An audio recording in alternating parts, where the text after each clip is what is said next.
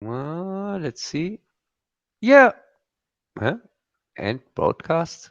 No, I don't want to end it. I want to start it. What's going Well, it on was a good here? show. That was a Oh good my show. God. Already ruined. Hey, can you hear me still? No, I cannot hear you. Oh, okay. Yes, I can hear you. Yeah, okay, that sounds good because here something funny is happening here. Hey, and we have our first viewers from beloved here this island. Pretty sure you have heard of it. Uh, it's somewhere Galveston? in Is it off the Texas coast? it's somewhere in the water, I think. Is it Galveston Island? I've been there many times. Yeah, I'm pretty sure. Or not as big as Galveston Island. I Well, think they nothing is. I think they call themselves Little Britain or something like that. Maybe. But I'm not sure. It's also not that important. We shouldn't waste any time on that subject They matter. pack a pretty big punch for a little island. You got to go on that. Really? I have never heard of it before. I just met this guy who told me he comes from this island, and I thought, okay, sounds interesting. How big is it? Yeah, but for all the newcomers, welcome to Cubs Corner, reloaded this time. And it's a clear hint on the review we're coming from, kind of, from Matrix. So, and I have here, as usual, Greg, Omega Greg. And so, Omega Greg, thanks for joining me here. I'm always glad to join with you and have a fun stream, hopefully. Yes, and I wanted to use that sentence because join me fits perfectly on the stream or not. Yeah, I want to use everything with join as much as I could because of the use of the score. And yeah. Yeah, by the way, how did you like the Matrix review? I liked it. It was well done. Oh, thanks. And the introduction here with this Corona thing, do you think it's a little bit too much or too much on the nose? Yeah, maybe, but maybe not. That's a hard thing. It's so personal to you that you kind of gotta hit it that hard to make your point. Did you recognize that this time I didn't include the Corona stuff into the review? I separated it kind of from the review.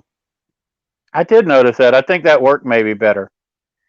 Yeah, and the reason for that, by the way, I was thinking because I'm remaking many of my old reviews, and I'm this is really a contradictive thing what I did here, because even if people think I'm a kind of pessimist, because You a pessimist? yeah, with the things I say about how it is going to turn out with the Corona crap.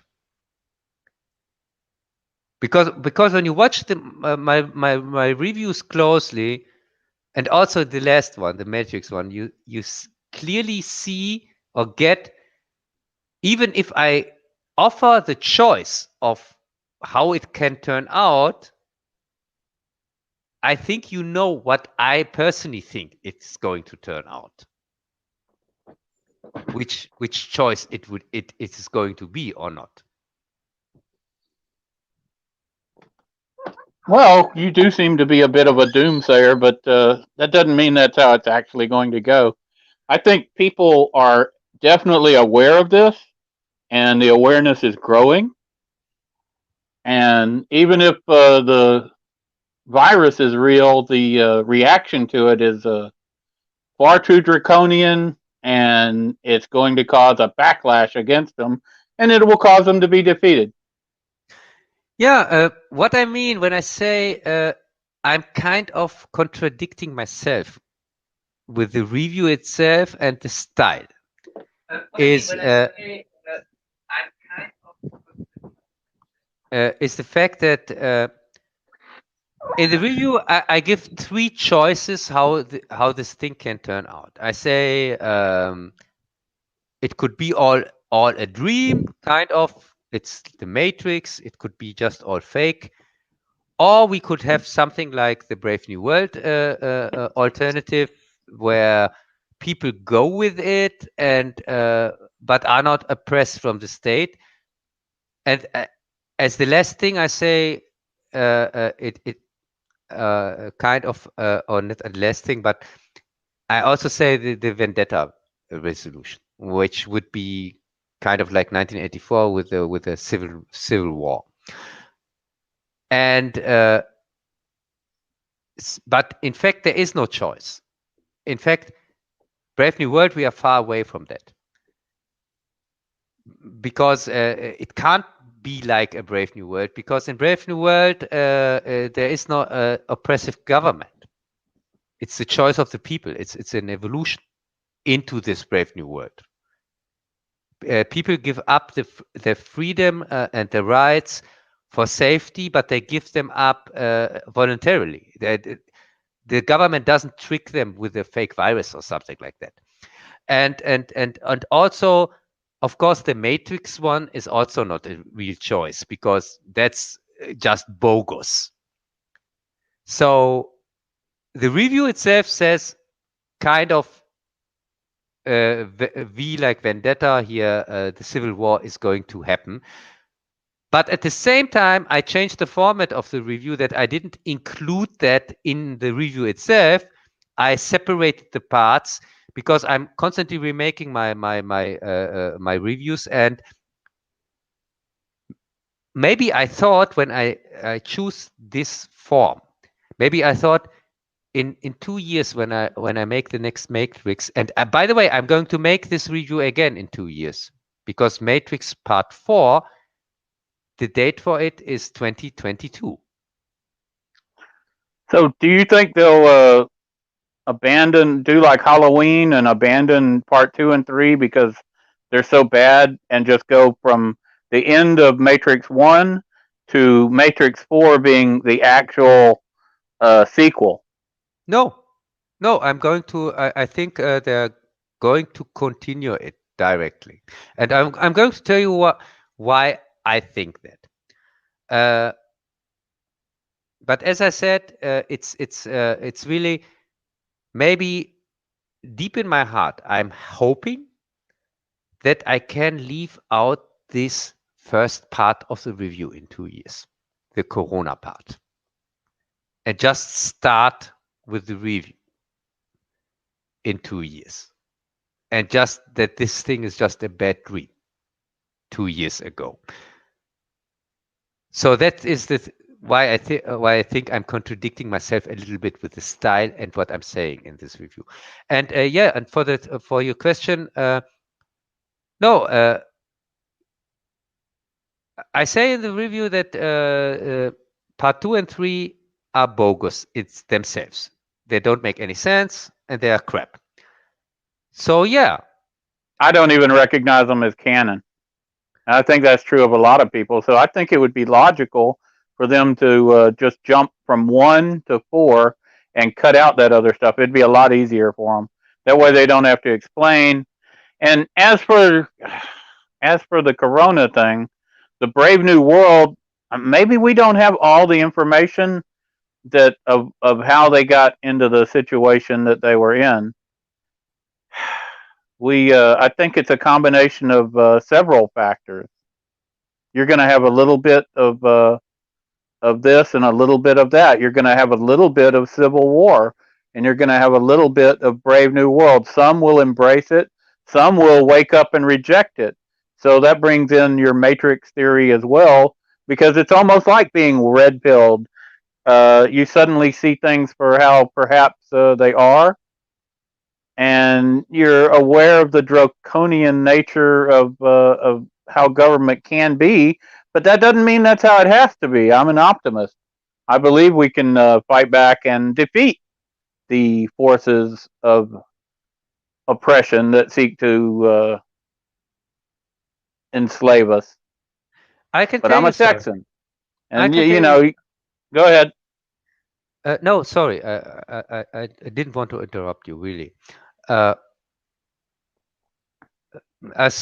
now I'm completely out myself. Sorry. Yeah, you said you are a Texan, and continue, please. Well, I'm generally optimistic. I believe that people have been partially woken up by this, and they will continue to wake up, and they will reject draconian measures in the future. They will accept what they absolutely have to accept, but if this is proven to be false, it's going to blow up in the face of the tyrannical oppressors. And that's what I think is going to happen. They're going to try this again or continuing this, but it's obviously not working. The Brits are rejecting it now. The Germans, of all people, don't like following orders.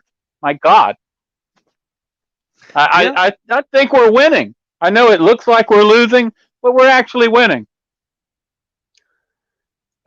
yeah. I kind of agree with you because, as I said, it's uh, it's uh, does the sentence what does it mean in English? Duality of the individual. Does that mean something to you, or does it say something to you? A duality of the individual. That's a deep subject.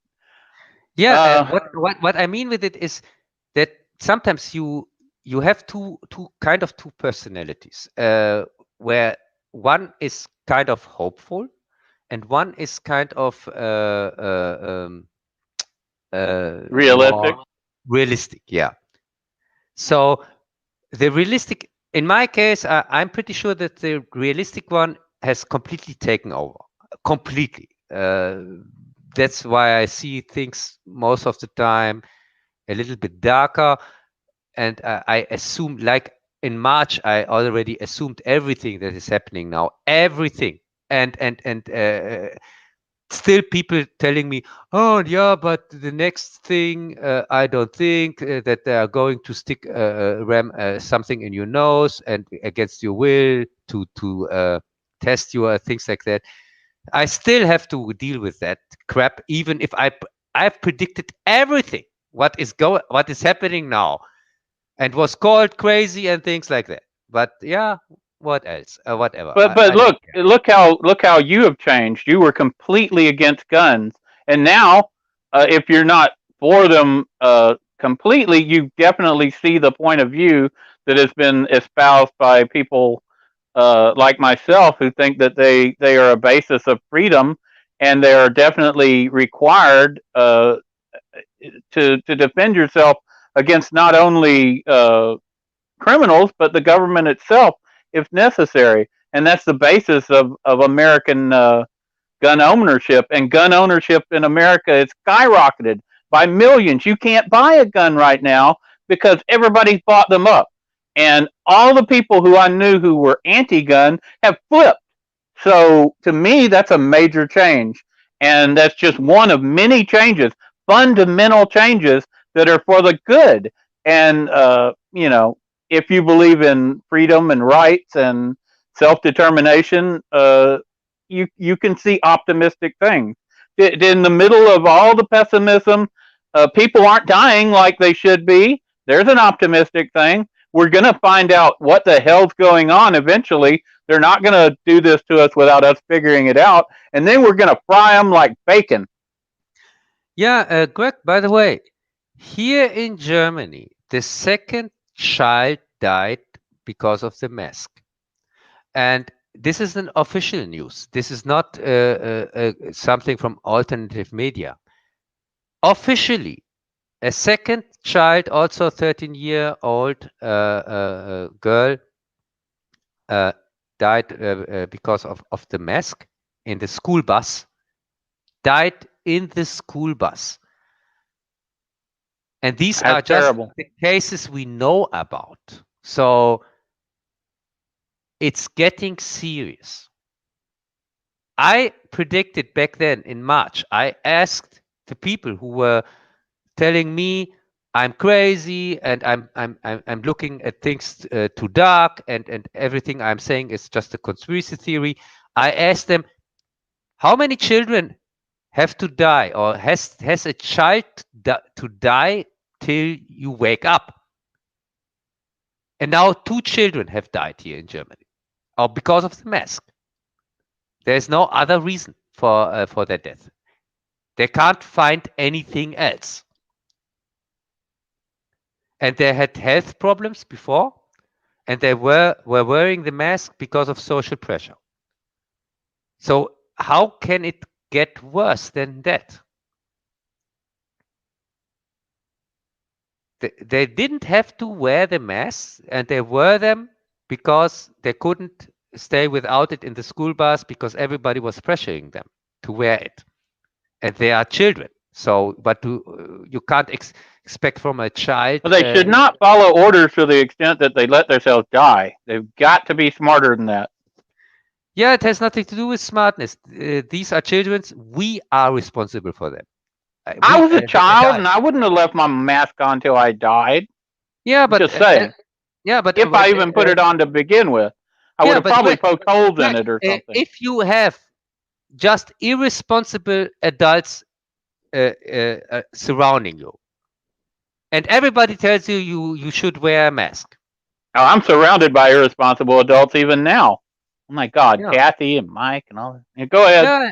Just saying. So I'm not blaming the children at all. I'm just blaming the asshole adults. I'm blaming the bus driver who pressured the children on wearing the mask. I'm blaming the teachers who go with it, and these people I'm blaming, and they have to yeah, they have to take the heat after this fake is blown. I can tell you that. Well, you got to be, careful as a kid. There's all kinds of dangerous stuff out there. I remember when I was like 7 years old, my dad would send me out to the ditch to unplug the water when it was whooshing by, and you could get you could get sucked under the culvert, but you had to be careful and and not let that happen. So Yeah, there was lots of ways to die back then, and it was a lot more dangerous time. But if somebody had tried to stick a mask on me and I couldn't breathe, I would have poked holes in it, and or something like that, or not worn it, or if they forced me to do it, I would have found a way around it. They've got to somehow adapt and overcome. I'm sorry they're dying, but oh my God, we got to do better. I can't believe they're following orders to that extent. I would never follow that order. Even if I was 5 years old, I would have disobeyed. yeah, but That's just don't, me. Greg, Wouldn't don't. you? You would have disobeyed for sure. I would just disobey it because Yes, I'm always doing very exactly the disobedient. opposite of everybody else. That's my whole life. Right? And even I can tell you, even if there would be a dangerous, deadly virus, and even if it would make sense to wear a mask or something like that, I wouldn't wear it because Yeah, everybody I else know. would do. I Just know. because everybody is wearing it, I wouldn't wear it. Well, I'm in the movie Little Big Man, do you ever see it? Didn't they have the contrary Indian who walked backwards and did everything yes, backwards? yes, Yes, Little Big that's Man Cub. with That's Dustin Cub. Hoffman. Yeah, with Dustin Hoffman. Yeah, with one of Yes, his best movies ever. I it I was. really like that one, and I especially like here the cus here what's his name, Custer, or what was it here, this Oh crazy yeah, General George Custer. Armstrong Custer. Oh my God, that was that was so great. I think, is it an Altman movie? I think Robert I Altman. think so. I'm not sure. I'm not It's sure either. it's from the one of the greats. I'm pretty sure. Uh, Custer yeah, was a classic Yankee. yeah, You like that? yeah, You see how I worked that in? yeah, yeah. Yeah, yeah. But not one you are proud of or not. I'm not proud of any Yankees, but I love them. They're great people. Wait a Just for the second. record, all the Uh, Yankees I've known have been good people. Wait a So second. Texans are not Yankees. Or no, no, not hardly. No, no. what? Texans are definitely not Yankees. They're Southerners. The South. Okay.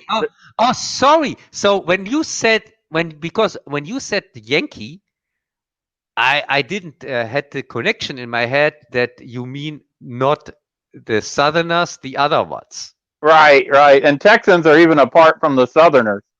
So Because here in we were our, Germany, we were our own country. So maybe we see things a little different. We were no, the only state that was its own country.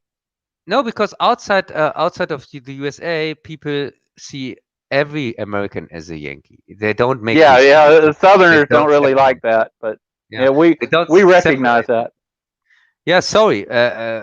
You, by the way, I you're thought the I was first. clear about that by now. You've been listening to me for a year and you hadn't figured that out. But yeah, No, you are the first guy that kind of explained it to me in a way that I can understand it, that I can get it now. there's a line that you draw from the top of Texas all the way across to the Atlantic, and anything below that is Southerner, and north of that is Yankees. We're not, super fond of the Yankees down here, but they're No. good people. We just have fun with them, and they have fun with us. They're always making Southern jokes, and we make Northern jokes. But yeah, Yeah, Custer, he's a classic Yankee. Really bad guy. Murdered a bunch of Indians and constantly doing terrible stuff. Making they don't get me started on them. They're good people, but they have their flaws. oh, here, There we go. Jez is just saying Little Big Man was a Arthur Penn movie. yeah, Arthur Penn. Yeah, I knew it was a familiar director. I thought it was one of the really famous ones, but it was Arthur Penn. He also made some great movies. Uh, They did do a good job of showing up Custer because up until that movie, they basically had been making Custer into some sort of great hero, and oh, he was an idiot. He drove he slaughtered a bunch of Indian people. He went after women and children. That was his specialty. He basically attacked a giant Indian encampment with a tiny force, and he got slaughtered like he should have been. It was a little bit of justice, I thought, because yeah, the Indians but weren't these terrible but people. but the sad thing is, uh, the uh, the Indian fate was already written back then. They were This was the only victory I think they ever had. Is it right? In Little Big Horn. They had some smaller victories all over the place. The Apaches, the Comanches. This was the only large victory where you had an entire unit wiped out. Of several hundred guys. Yeah, yeah, and But it yeah, cost them. It was a small victory compared to the genocide that was done to them. yeah, and I'm really sympathetic with the Indians because, of course, the situation of them reminds me heavily Of your people. on the one of Palestinians, and we are fighting the same a similar fight. So it's just there are people who are stealing our land and saying it's because of religion or whatever, but in fact, they are just land thieves. That's all. They have an apartheid system. By the way, it's kind of the same system that were back then done with the Indians, because an Indian was not counted as the same as normal or whatever, American or whatever. Yeah, they didn't count them as people really, Yeah, and the and same goes. they would make these ridiculous treaties with them, and then they would break the treaty right afterwards. Yeah, It was terrible. It was disgraceful. yes, breaking the treaty, and that is the same thing that we are now forcing here with the Palestinians, because every treaty we make or is made with us is broken Well, there by you go. You're just like the the Indians. oppressors. You're lucky you're not dealing with the Yankees. By now they would have, slaughtered you. But No, they have already, and they are doing in this moment. So it's the same thing. yeah, but Custer, he'd ride through the villages and just kill everybody. And then, he'd get a few guys killed, and that would be called a massacre. Yet they would constantly do that to the Indians, and that would be a battle. Now, No, it's ridiculous.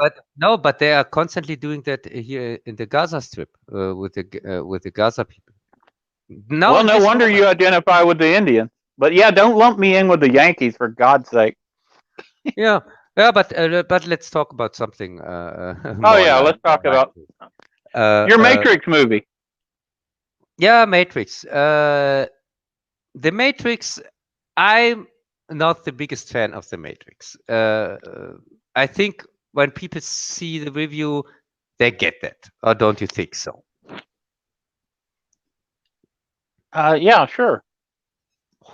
Yeah, and the reason for that is I think that the first Matrix is a wonderful movie. It's entertaining, it's interesting, and it is more. It looks like more than it is, because what I discovered in my research for this review, I discovered that the Matrix was just a lightning in the bottle. It was just a coincidence.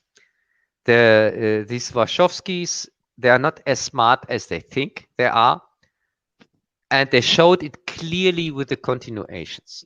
And also, when they announced back then part 2 and 3 when the first movie came out. I know that, and that's the reason why so many people say, "Oh, these 3 movies." They are together, and if you don't like part 2 and 3, you are stupid and you don't get the message.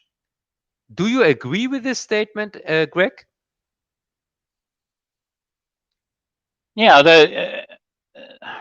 the second and third movie were very confusing, and I thought they were poorly done. And but they are heavily defended by Matrix people, and that is what they say. Yeah, they are heavily defended by stupids. That's what I'm saying. Because Well, of course, Matrix, we have with Matrix a very interesting thing, because it's one of the franchises where part 2 and 3 so clearly are just a show. They have no substance at all. They are shallow or hollow or what you call it, and they are just there to please. They have nothing, not the slightest, what you call it here, thought behind it.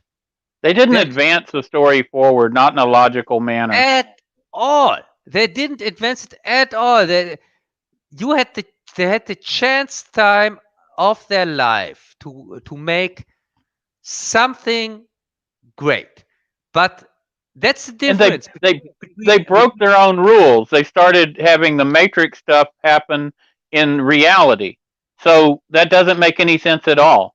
Oh, it That's does. why.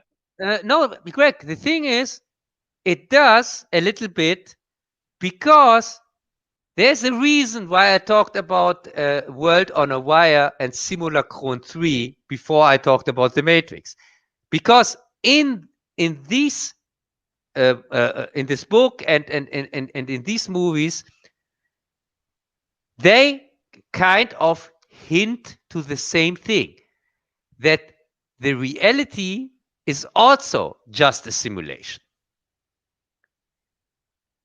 And they tried that in the Matrix with part two when the reason I say in the review, oh my God, since when can he do that? That doesn't make any sense. But in fact, I'm one of the few people that even Well, if it's all a matrix, yeah, no that means that the whole thing has to be a matrix.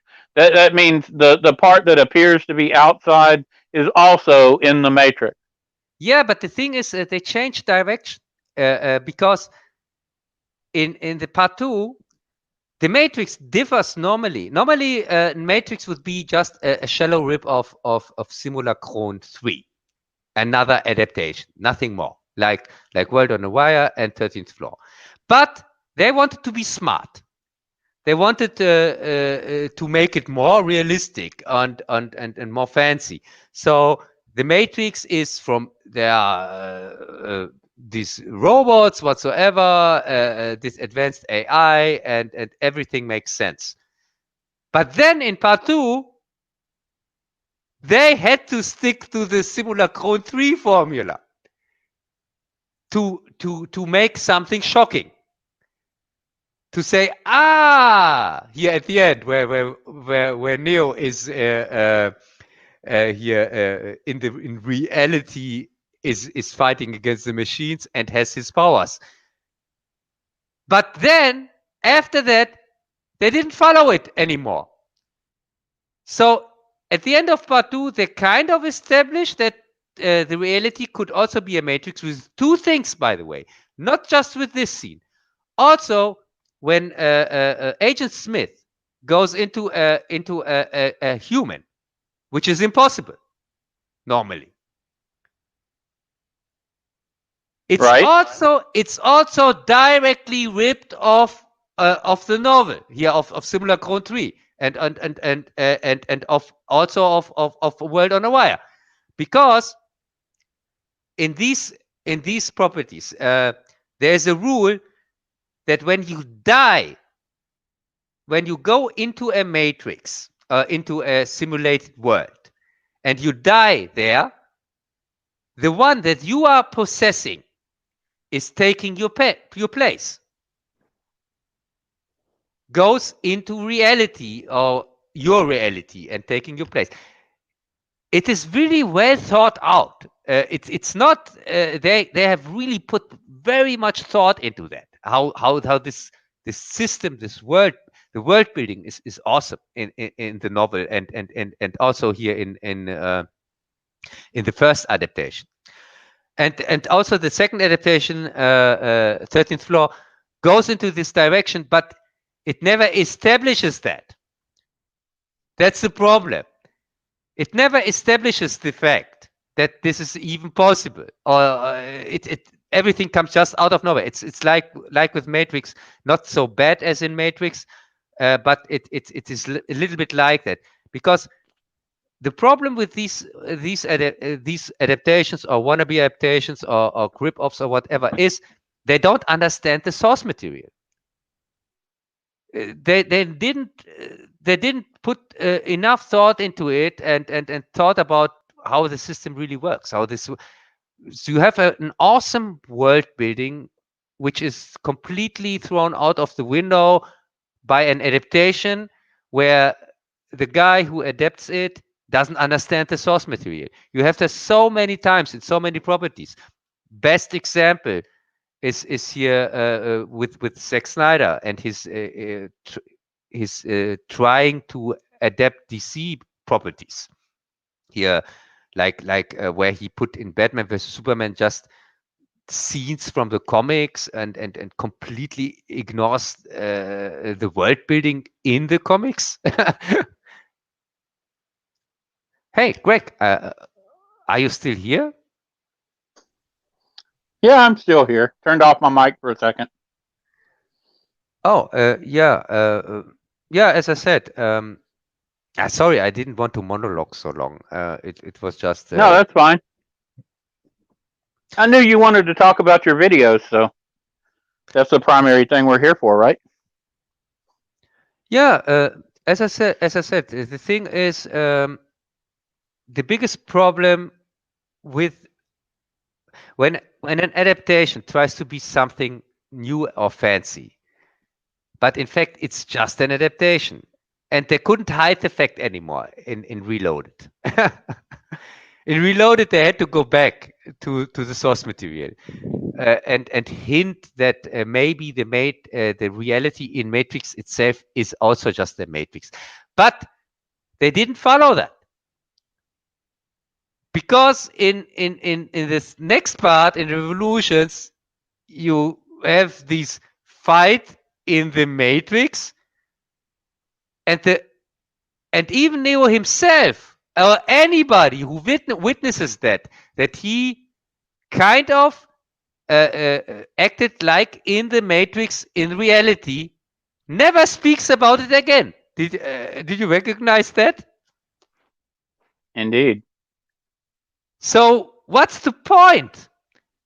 And also, what was the point of Agent Smith possessing a human? It doesn't make any sense if reality is not also just an illusion. Well, that's what they're saying. They're saying it's all. It would have to all be a matrix. The reality is just another layer of the matrix. That's what I got from it. Yeah, but the problem is at the end of Revolutions, you have the meeting of the Oracle and this time here whatsoever here. What was his name? This guy in the room from part I two. forget it. I don't recognize those. Those last two movies were so bad. I just threw them out. Here, this guy that Neo meets and that tells him about the Matrix and explains him everything and tells him you have two choices: you can save your girlfriend or you can save whatever. This guy, he meets up at the end of Revolutions with the Oracle. So, what does that tell us? It tells us, for example, that they are still in the Matrix. So the second layer that they opened with the part two, they even went back because now the next try is again in the Matrix because they don't meet in reality. They just meet in the Matrix. So the Matrix is even still there. It's not even destroyed or something like that because Neo saved it anyway, and everything went back.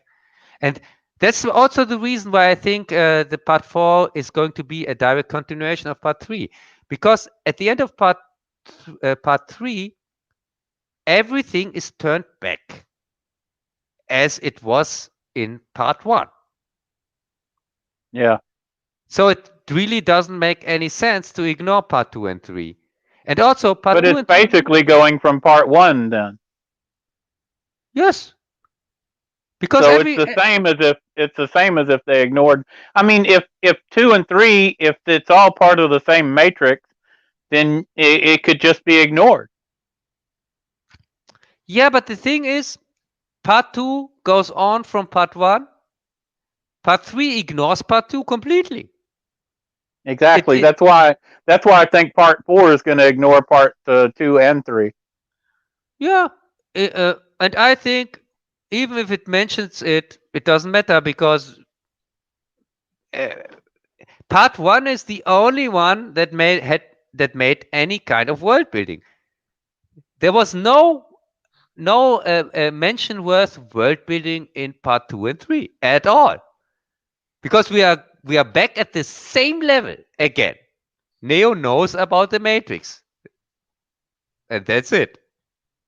Didn't you say you were doing a review on surrogates? Is that the one with Bruce Willis? Yes, yes, surrogates is the one with Willis because as I already mentioned in some of my reviews, I think there are you can separate all kind of dystopias in two categories, or in Matrix I say in three categories. But the third category is really not a real category, because when you say everything is just a dream or a matrix or a simulation, that's no option. Because what does that mean? It means it changes nothing.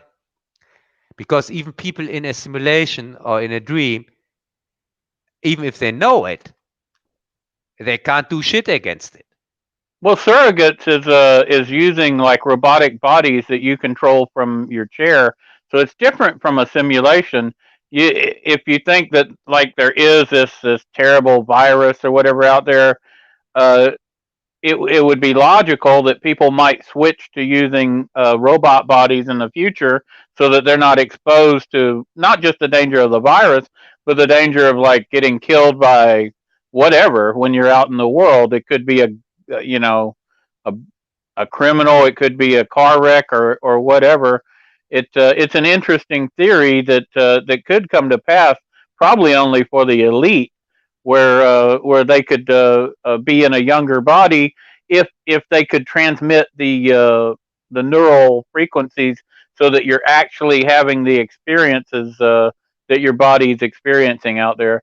Yeah, I would also think that they would try to make that a matrix type thing if possible, but it might be that they have to use actual robotic bodies like in surrogates. And if you want to actually have an effect on the actual real world, you're going to have to be out there in a flesh and blood, so to speak, body.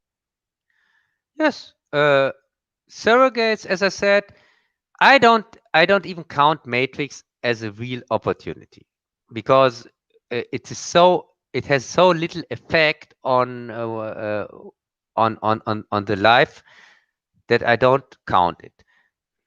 But what I count is 1984 and Brave New World. These are the two options I think are most realistic.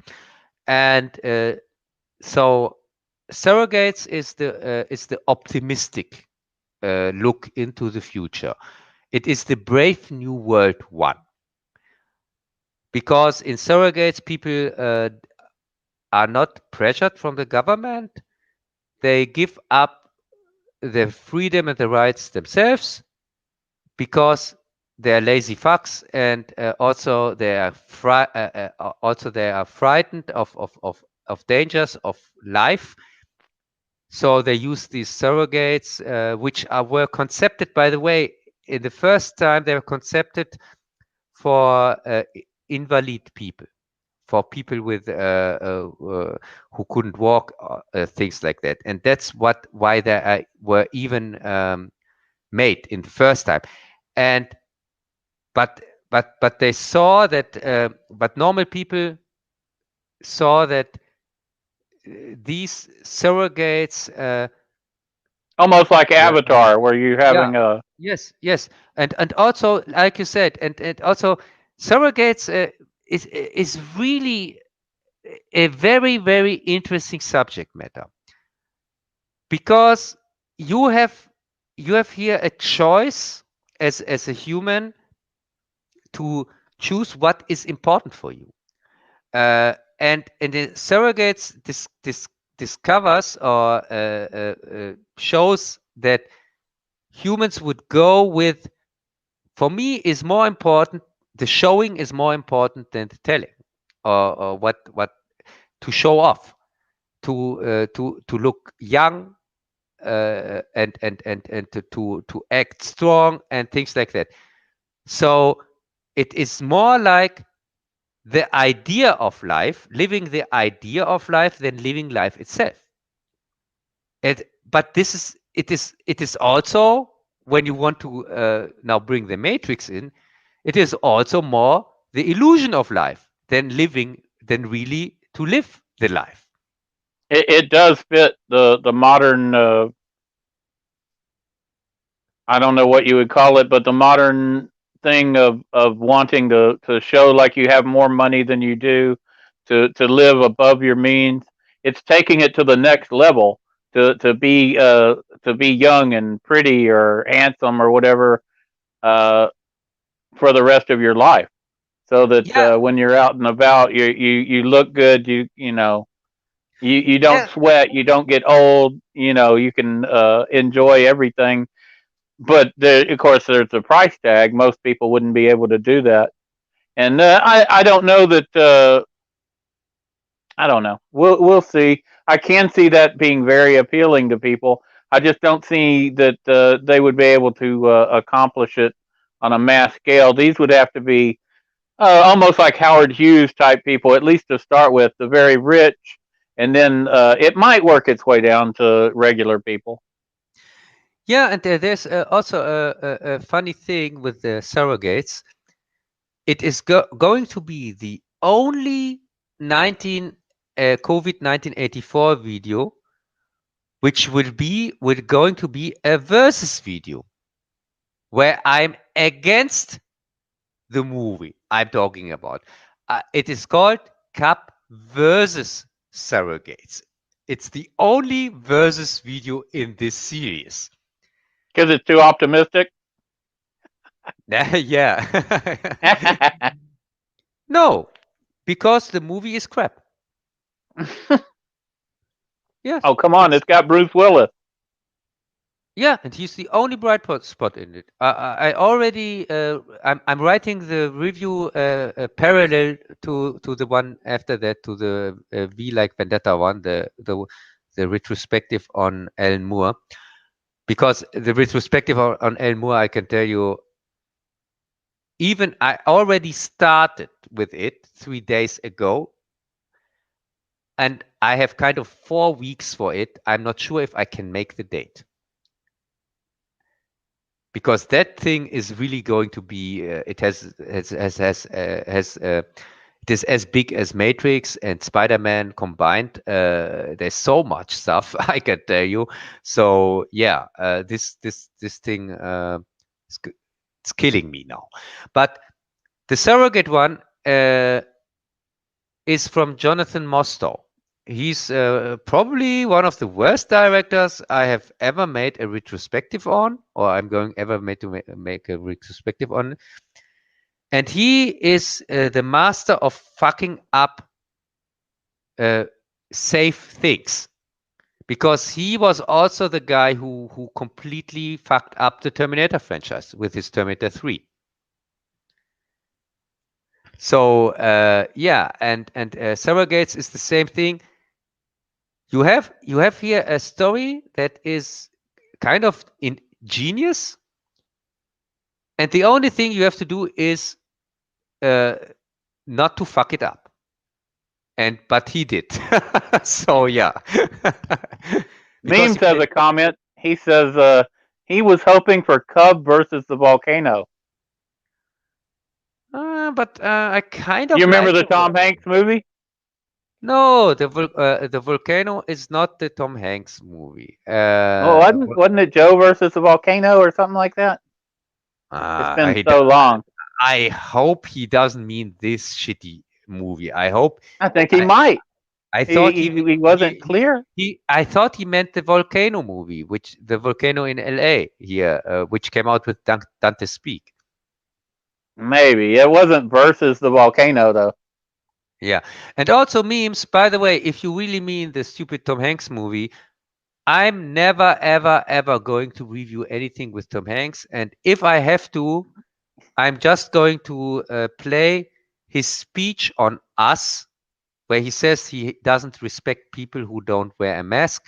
So I'm not Uh going oh. to respect him anymore. And I think he's a hack and a fraud. And I hope he gets in front of a court, because he was one of the first ones who pretended to have COVID-19 and has this spontaneous healing because he's a superstar. And after that, he even said, "Oh no, it was never Corona. It was something else. It was because Did he? of I didn't vaccination." hear all Yes, that. yes, yes. He said it was because of a vaccination they had to take because they were filming in another country. But he never put it right when all the media was reporting on his Corona infection. He was one of the reasons why people believe this Corona crap. So he is, for me, clearly one of the perpetrators.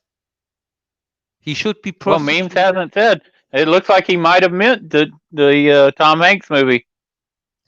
He's not saying. Yeah, We don't know. even if he's not going to be prosecuted by a real court, he is already prosecuted by me. I'm never going to review any Tom Hanks movie again, ever. Wow. Yeah. Yes, because I'm too angry on this guy. Sorry. He's a complete, total hack, complete fraud. He proved that. He is working with the system. He's one of the guys behind the Corona thing because he's too big of a star that somebody could have pressured him or said, "Oh, you have to make this spot and say you have Corona even if you don't have it." Why should he do that if it's not one of the guys who profits from it? It definitely had an effect when he declared he had corona. I think that it woke everyone up to it. So I Yeah, don't know. and also, what If, is the thing with that he's now moved to Greece and he's not even an American anymore? yeah, that's highly suspicious. There's a Mm. theory behind that. Yeah, yeah, and I can tell you what is going on. Tom Hanks, clearly. Do you know who also moved away when he thought maybe the court could grab him? Roman Polanski. That's right, Polanski.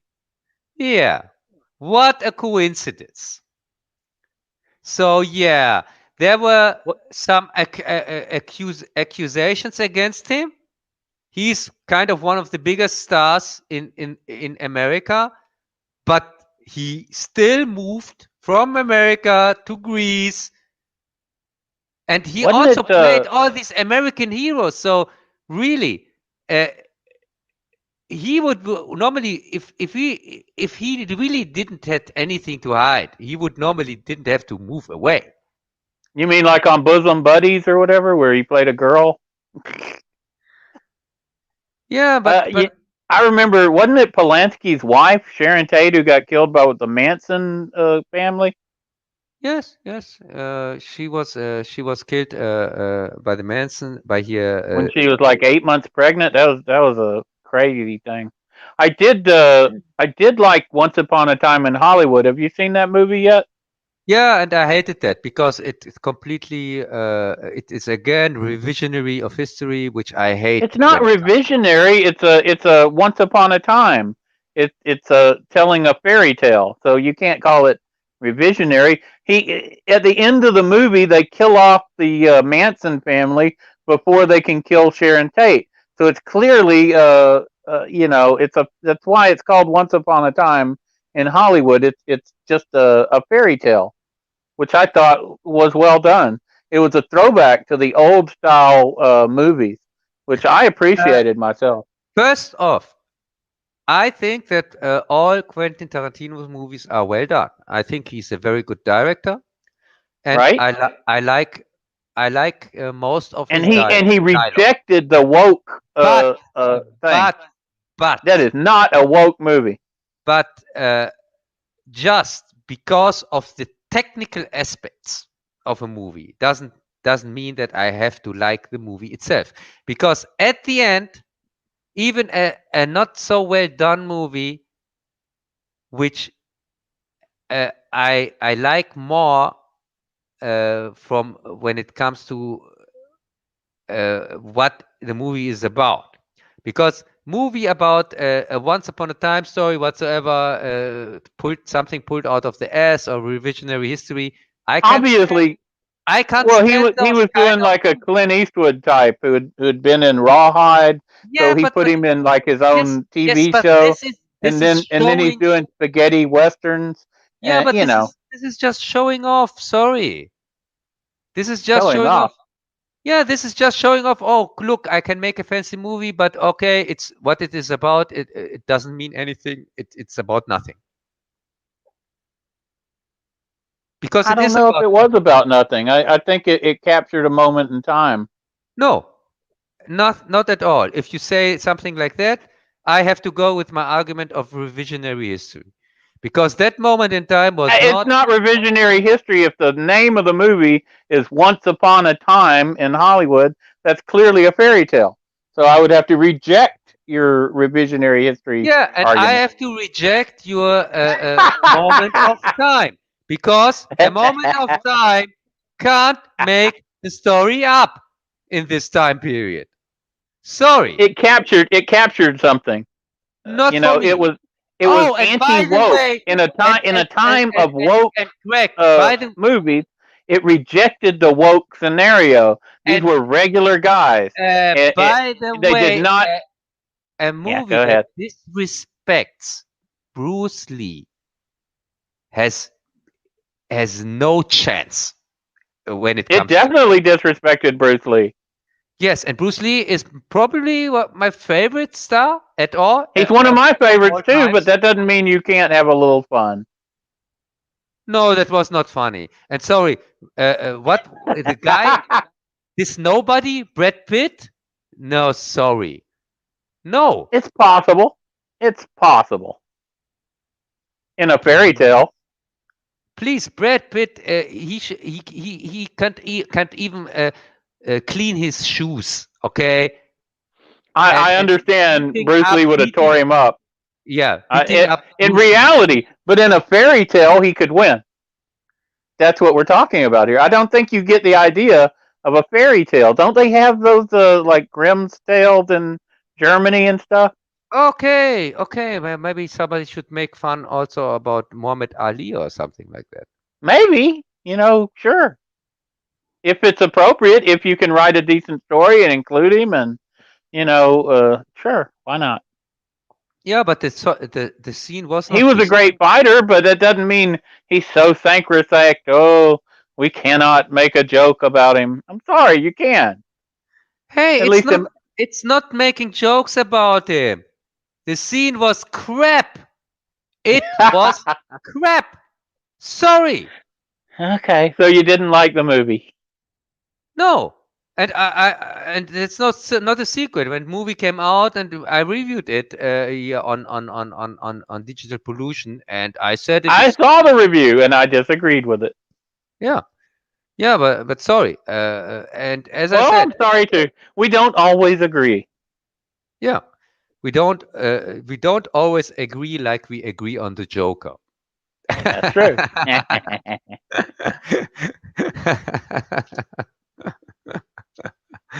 Yes, but yeah, but Quentin Tarantino, as I said, I reviewed some of his movies. I think Well, which ones did you like? Hateful Eight. I made a review on it, and I said that the movie is well done, but it's most of the time it's the story, and the story itself. It's not that the writing is bad, here the dialogue, but the story itself. He takes a shortcut many times with the story itself. He doesn't put so much thought into a story that makes sense. Well, I agree with that. Technically, Hateful Eight was a good movie, but the story left a lot to be desired. So, yeah, Yeah, and that this was is the not a good movie. yeah, and this is the difference for me from a good director to a real great director. And Tarantino is a good director, yes, of course, but he's not a great director. And I know there are so many Tarantino fanboys out there and who praising him. And for me, these are people that they think they are into movies, but they are not really. They like the idea to say something. Oh, I watched Reservoir Dogs. This is a great movie, and all the other movies are crap. But they don't like the idea that Reservoir Dogs is just a shallow rip-off from a much better movie here from the John Woo one. So Which movie was it ripped off? I talk about it in my Mad Mission review. It is a John Woo movie, and I don't have all the movie names in my head. Yeah, I got you. It's hard for me to keep it all straight too. Yeah, There's so many. yeah. I'm just honest because I'm not I a know. I robot. know. I saw you talking about it, but I can't bring it up into my Yes, and by the frontal way, lobe. I'm like 7 beers into the wind. yeah, and by the way, even I just mentioned it in one sentence, and it's just 30 seconds or something like that. The sequence 30 seconds or maybe a minute. I still make a shot for shot comparison when I say that Reservoir Dogs rips off the John Woo movie. I still may have in my review a shot for shot comparison that people directly see, even in this short version of the review, that they see directly what I mean with it. Even people who aren't familiar with both movies can see directly how he even some scenes he even shot for shot took them from the John Woo one, not just the story.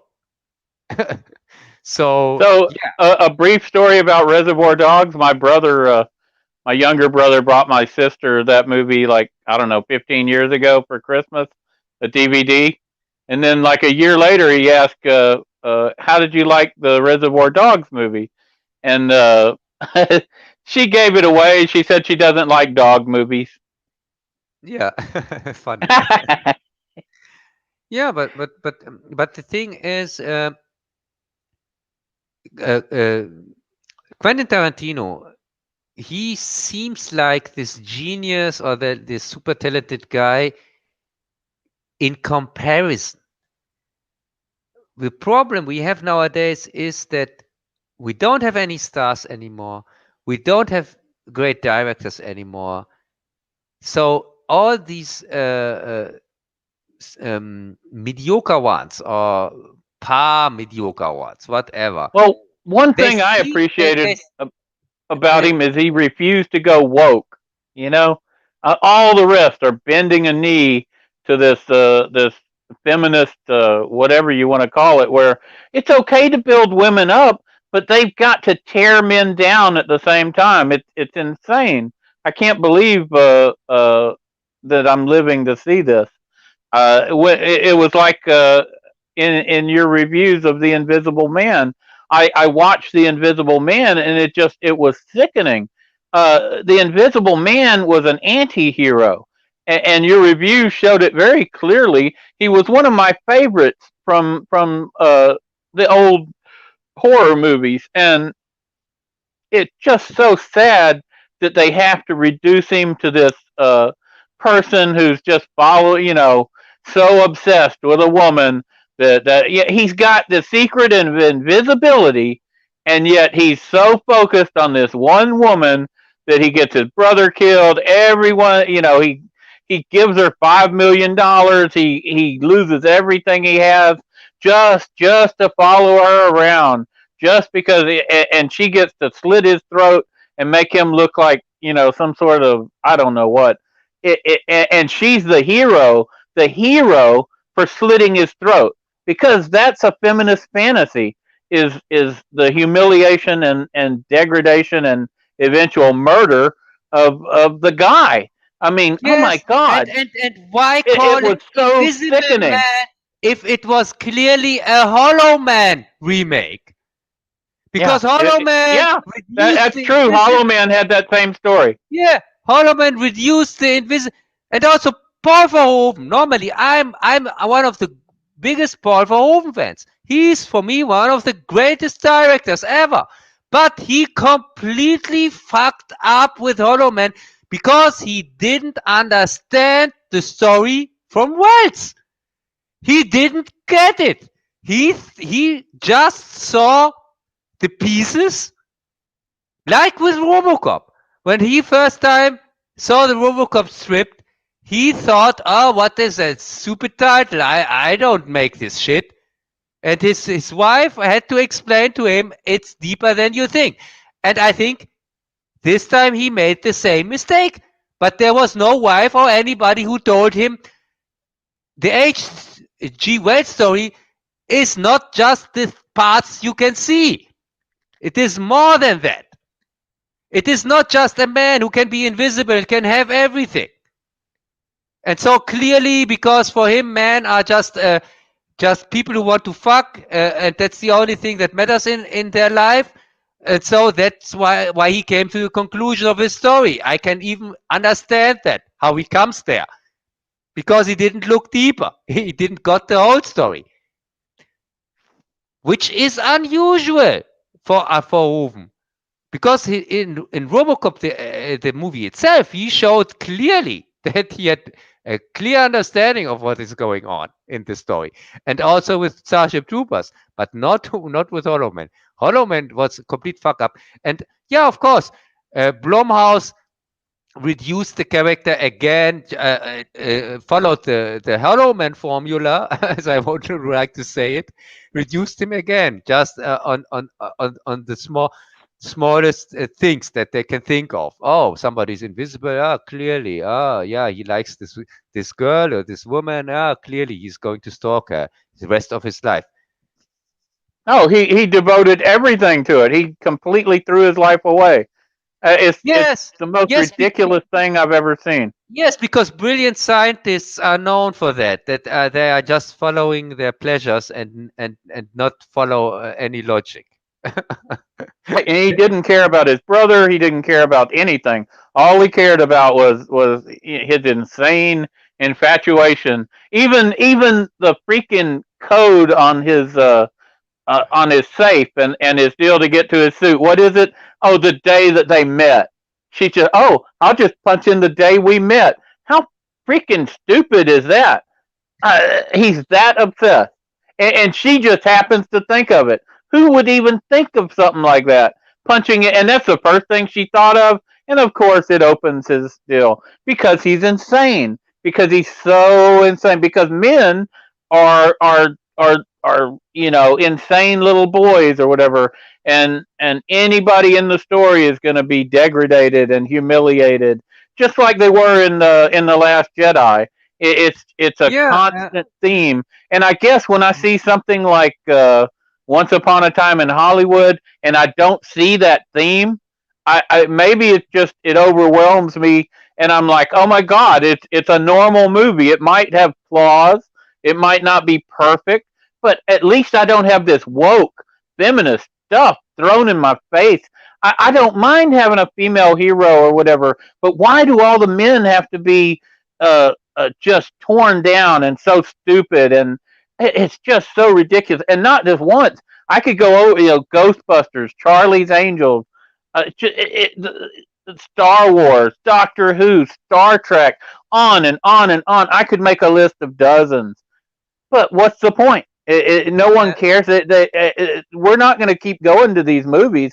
I don't know what they're thinking, but I'm not going to go back to these things. If I see even a hint, I would have probably went to Invisible Man, and it actually made money because people are so desperate to have a normal horror movie, because horror movies have basically been anti woke. They're the one thing that you don't see so much woke in.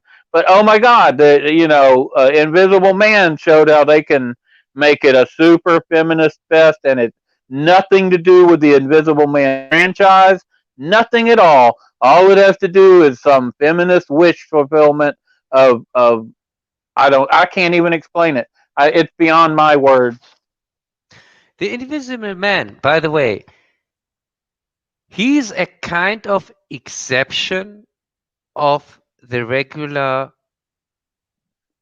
hero or bad guy. The H.G. Wells story differs completely from the normal structure, because when you have these other or monsters or heroes, what you want to tell him from this time, you have King Kong, for example, which is not really a monster because King Kong acts just naturally. He's an animal. You don't have to forget that. You And can't King put, Kong was a sympathetic yeah, and figure too. you can't judge an animal with human like you would judge a human with human rules or human understanding of being. First off, and also let's take another monster, the mummy. The original story of the mummy is not the monster at all. In the original Sir Arthur Conan Doyle story, the mummy wants to uh, find a way to die because the mummy gets for thanks to a coincidence, the mummy gets here when you immortal, but the woman, the mummy was the guy who became the mummy was in love with, couldn't take the essence to get immortal. So he was separated from her. She died before she could get the essence. And the mummy in the original story just wants to find a way to die, to join the loved one in death, like the song I use here in the Matrix. That's the original words, by the way, from the story. Hmm. Interesting. Yes, yes, it's sorry, it's very it's the original, and the thing is with the Invisible Man, you don't have it's the first story kind of in that this kind of story that rules out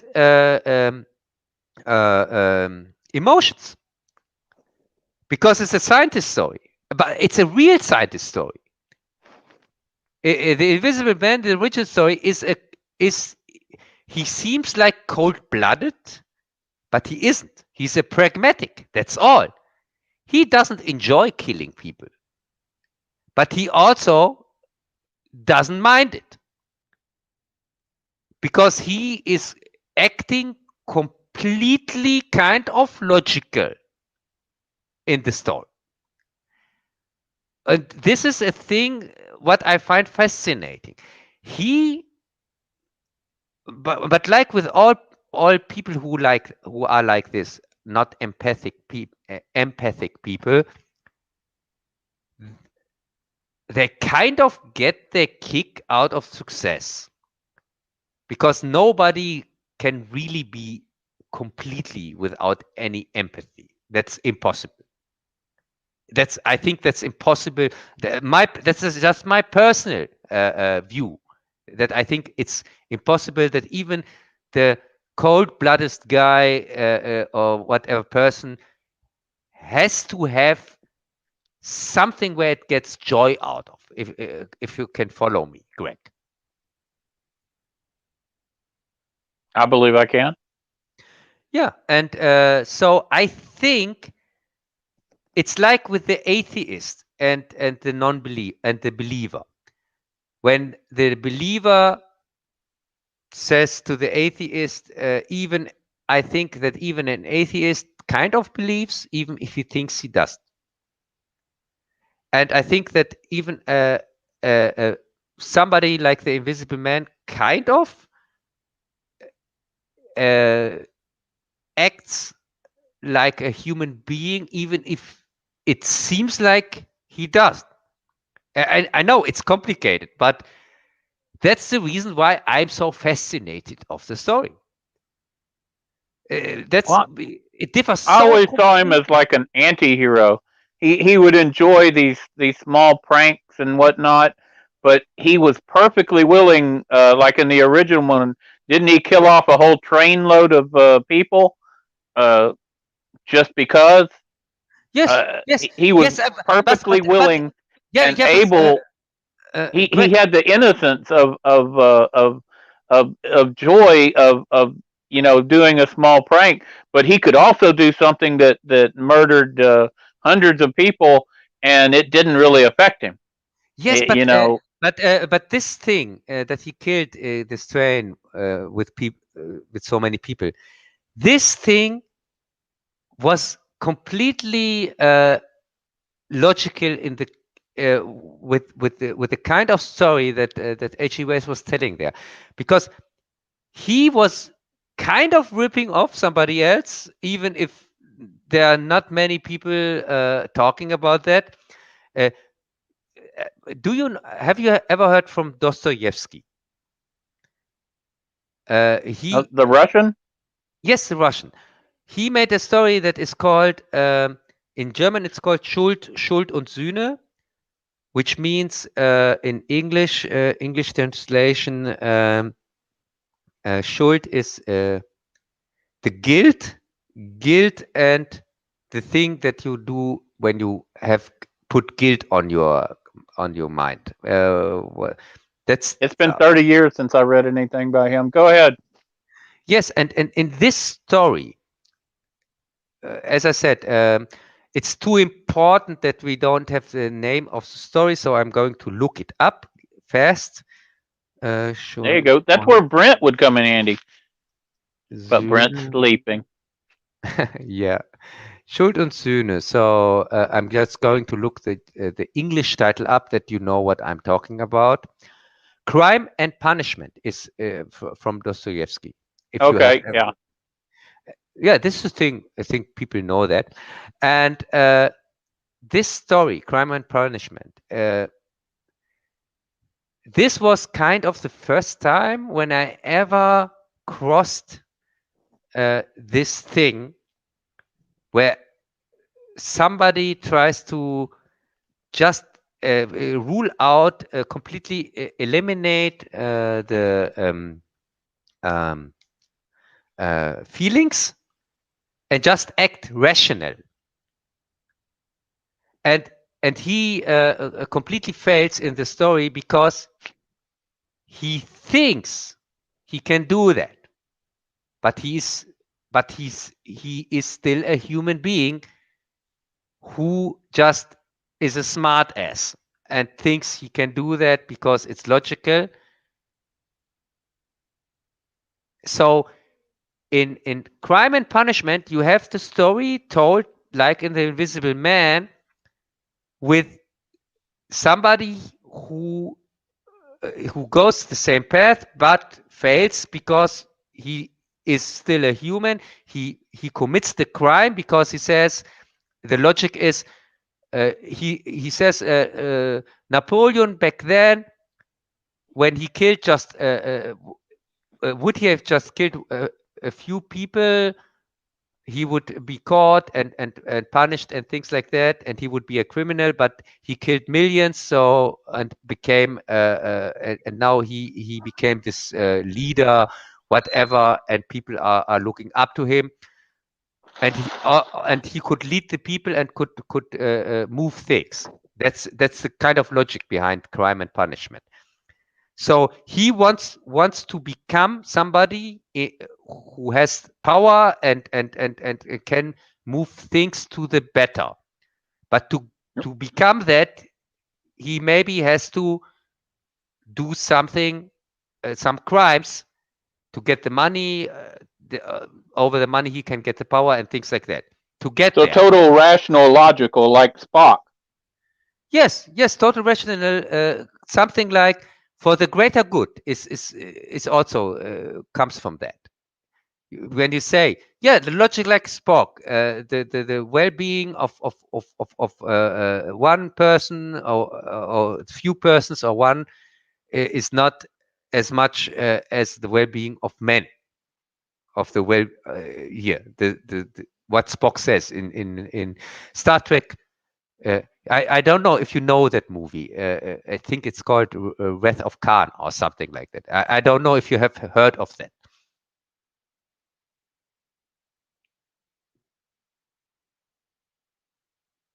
Greg, what's up? You've muted yourself again. Yeah, there we go. Did you get that? I was gonna try and grab a beer, but you busted me. Yes, of Yeah, course. What You the know fuck? very well that was Wrath of Khan. Hey, what the fuck? A Texan beer? Oh my Hell god, yeah. I'm completely shocked. Eh? Hey, we drink beer here. We probably invented it, Hey, you but I told me. can't confirm that. You told me in Texas normally the people for fun they drink coffee and have a cake or something like Uh, Perhaps we also have plenty of beer. that. Hey, that's There's a lot of Germans who settled in Texas, so they have a lot of breweries here. Yeah, we have plenty of beer. yeah, and as I said, the Dostoevsky story. I was fascinated from that. I thought that is really interesting. How but it was you can see it forecome you the whole story from the beginning, you know exactly how it ends, because you know that the main character is a normal person, that of course that the guilt is going to eat his soul, and so yeah, but now you have from H.G. Wells the Invisible Man, kind of the same story, but with somebody who really is this kind of person that is described in Crime and Punishment. A rational person, a completely rational person, a pragmatic, or what you call, which is kind of scary because you don't know if you can't really say he's a bad guy or he's a or if he or he's a good guy or something, because when you leave out the emotions, it's hard to tell.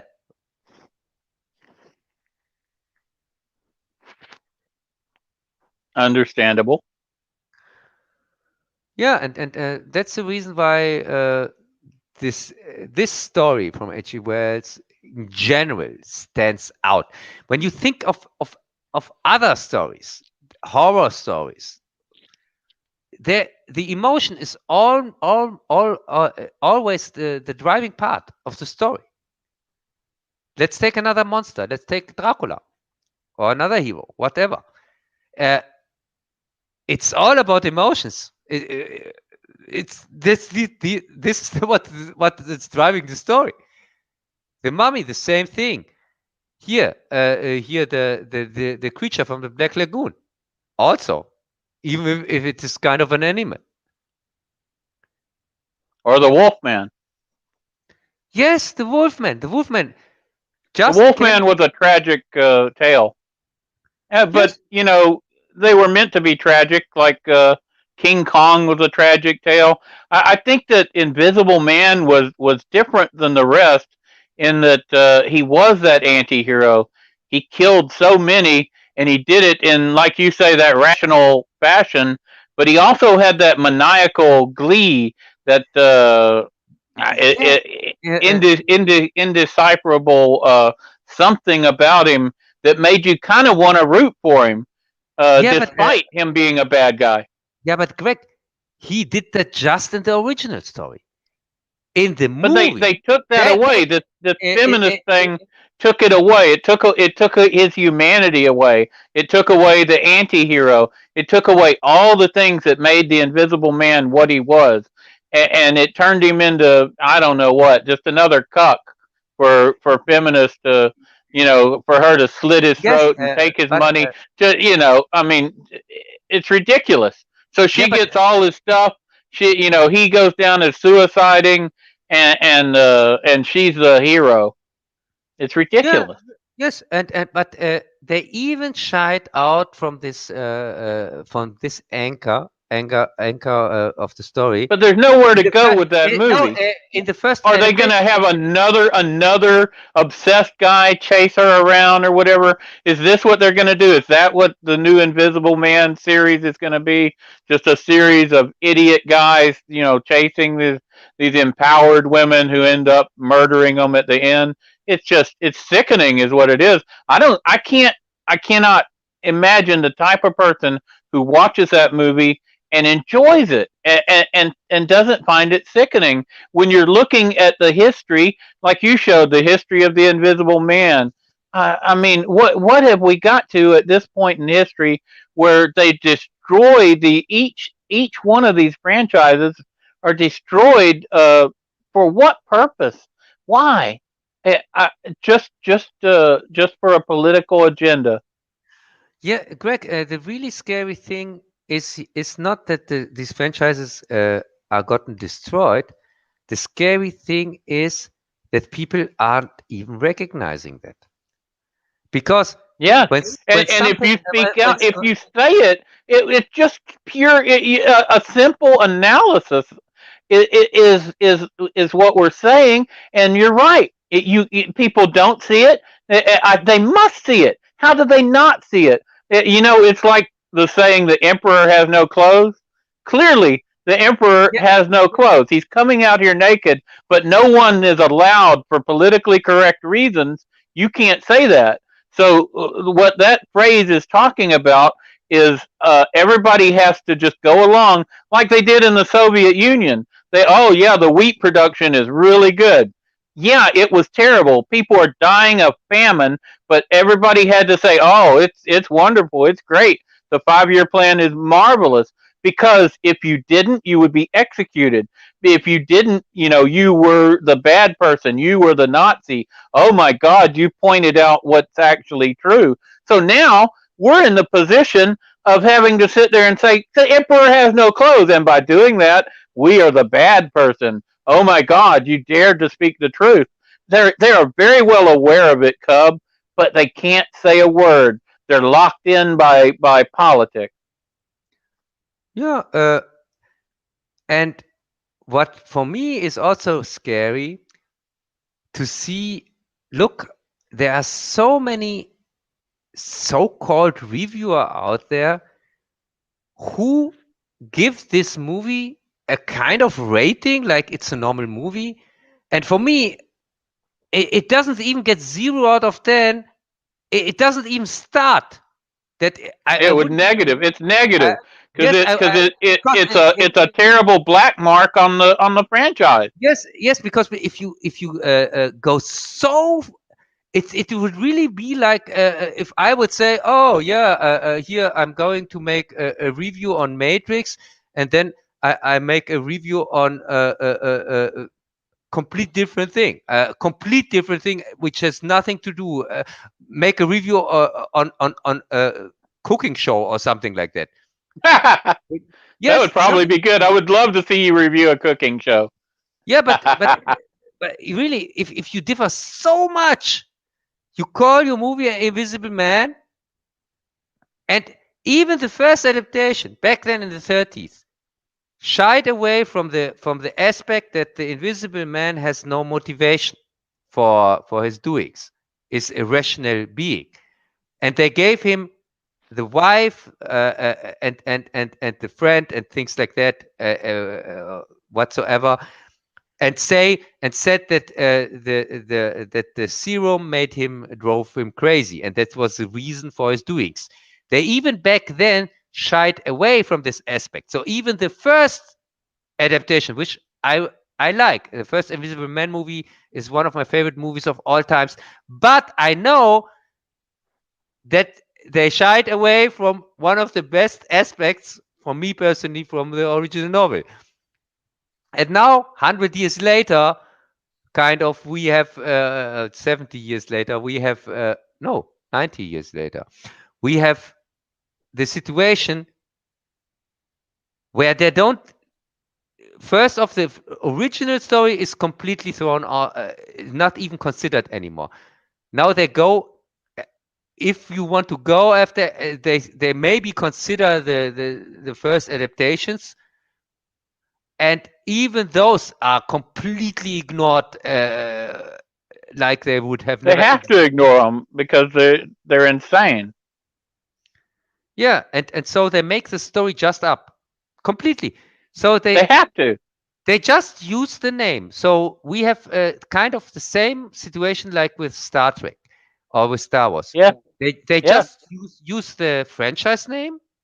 They think Invisible Man is a franchise, like Star Wars, Star Trek, whatsoever.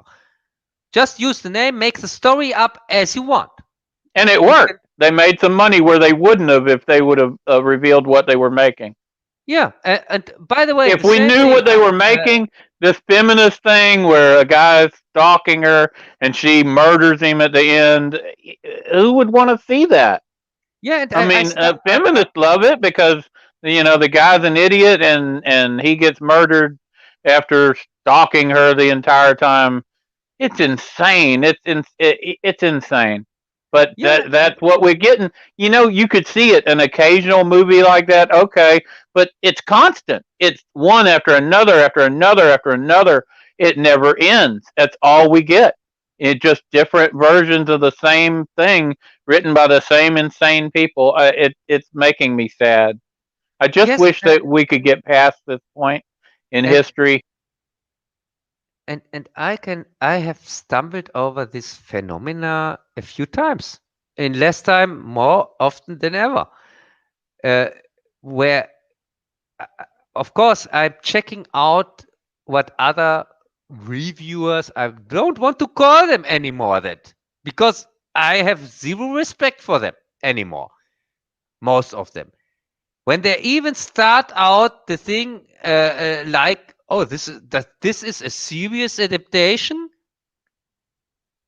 and then it gets a rating 7 out of 10, 8 out of 10. Oh yeah, it was really a entertaining movie or something like that. And I think, and I have had the same thing here with Brave New World, with this new series, where a reviewer really wasted 30 minutes of comparing it to the original. Even there is no comparison at from the get-go.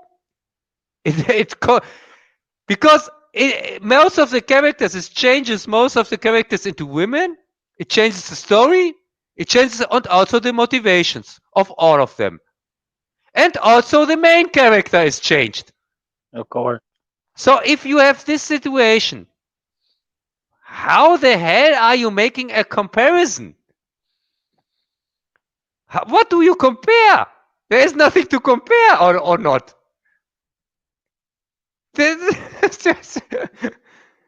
So I was just curious. I was good. I think 30 minutes? And after that, he even gave it a ridiculous high rating again, 7 out of 10 or 8. I thought, oh my God. Oh my God. I think Now, it's much more obvious when like you did your Invisible Man thing and you're showing all the different movies and going over it, and then you get to the current one and it's just pure crap that has nothing to do with any of the stories, nothing to do with anything, and it's just a modern hijacking of the franchise to tell a feminist fantasy, and time and again, when a franchise gets up into this time period, it gets the same treatment. I've got to think that film students and whatnot, say 50 years from now, 100 years from now, unless this just continues on into infinity and people remain insane, this will be a blip in time where they say, oh, look what happened to this film franchise, look what happened to that one. All these movies have the same flaws. All these movies are not about what the original story was. It has nothing to do with the Invisible Man. This really has nothing to do with Star Trek. This really has nothing to do with Star Wars. This has to do with a political agenda. Who happened to be the president 100 years ago that they didn't like, or something like that, which is going to seem really stupid to these people. yeah, and by the way, the SJW agenda, uh, did you recognize that it has something in common with 1984? And it has, and not the thing that, the obvious thing. It has a Well, deeper thing in common with 1984 as people get. I tell you, one of the thoughts I've had is when you're looking back at Starship Troopers and movies like that, 1984, people think, oh, this is a fascist right wing. Well, what if this isn't fascist? What if this is the left wing? What if this is the SJWs taking everything because they don't like different opinions, and they are very you could call it fascist, but it's really not. It's something similar, but from the left side. You know, there is a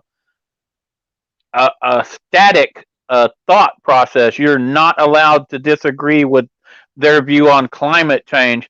Anytime you get a group of First, people together who think that their view is the only correct view and they are not willing to discuss any other view or hold other opinions in any value, you then reach the point of evil of of fascism basically. And so what if that's a left wing?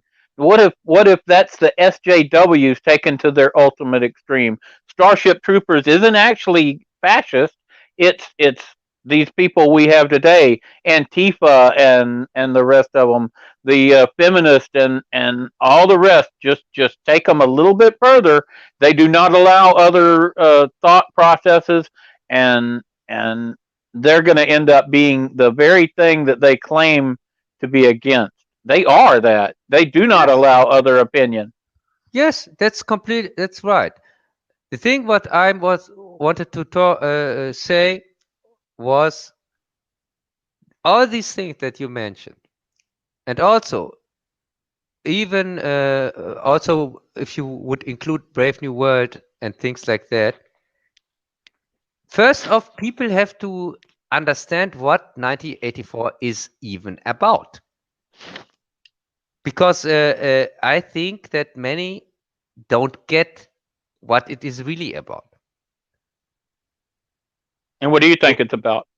it is it is about individuality, but not this obvious one. The destruction of individuality in 1984 goes so deep with with this new speech thing. I think that that is the core of the story, because in one sentence they say they when they talk with each other, two people talk with each other about the new dictionary, and they say in 2 years or in 5 years this conversation we are having now is not possible anymore because And nobody. have you watched the words being changed? Have you watched? I through my life I have seen it, and I read 1984. You know, way back then, 40 years ago, and to actually watch it happen has been amazing. Words like illegal aliens. They used if you came into the country illegal, you know, it was an illegal alien. They never ever use that word anymore. That phrase. It's always migrant workers. The uh, news media isn't allowed, and if you are of a certain race or whatever, they will never say that you're of whatever race when they're talking about like a murder or a rape or whatever. They will only mention it if they're giving out a description, like they're searching for the person or whatever, and that's extremely rare.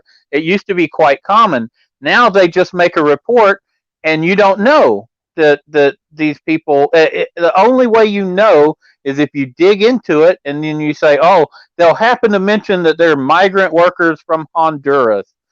Or something like that, and you're like, well, that would have been like an important part of the story, but see, they're not allowed to say that anymore. And it would have been illegal aliens. And if they get arrested, they don't even get put in prison. They just get deported, and they come right back across the border. And it turns out that this person's been arrested again and again under many different names, and now he's finally murdered somebody. And you're like, oh my god. You don't hear about it because the news media doesn't report it anymore, and that's part of this. Do you remember the story where they had the joggers? Uh, they were going after somebody and they lost them, but the state knew that this guy was jogging on his little deal every day, and so they just diverted all the helicopters and stuff over to him, and killed him, arrested him, whatever they did, because they couldn't have the state being shown up not getting their man, and they knew he was innocent, but that didn't matter. Greg, 1 second. Can you improvise for a minute because I have to go to the bathroom? I guess so. Go ahead. Okay. So, 1984, Richard Burton, I believe it was his last movie. You have a dystopian society, and it was written 1948. They say 49. The actual author was looking at communism and how rights and words were stripped away and changed. You could have an entirely new society where, as Cub was saying, the dictionary is no longer containing the same words, or the words that are being used are no longer applicable as they previously had been. Greg, I'm back. Yeah, there you go. Yeah. So the thing is, of course, I know most people are aware of the fact that 1984 is about individuality. So many people maybe think, oh, what's up with Gab? He states as usual the obvious. No, this is not what I'm about. Of course, it's about individuality, like the other things that talk about the subject matter. But for me, the method, how they try to erase individuality, is the factor I'm talking about. And I would like to draw a comparison to the Bible, even. Because in the do you know this the story about the Tower of Babel? Babel. Have you heard this story, Greg? What the fuck? I'm alone again, or what?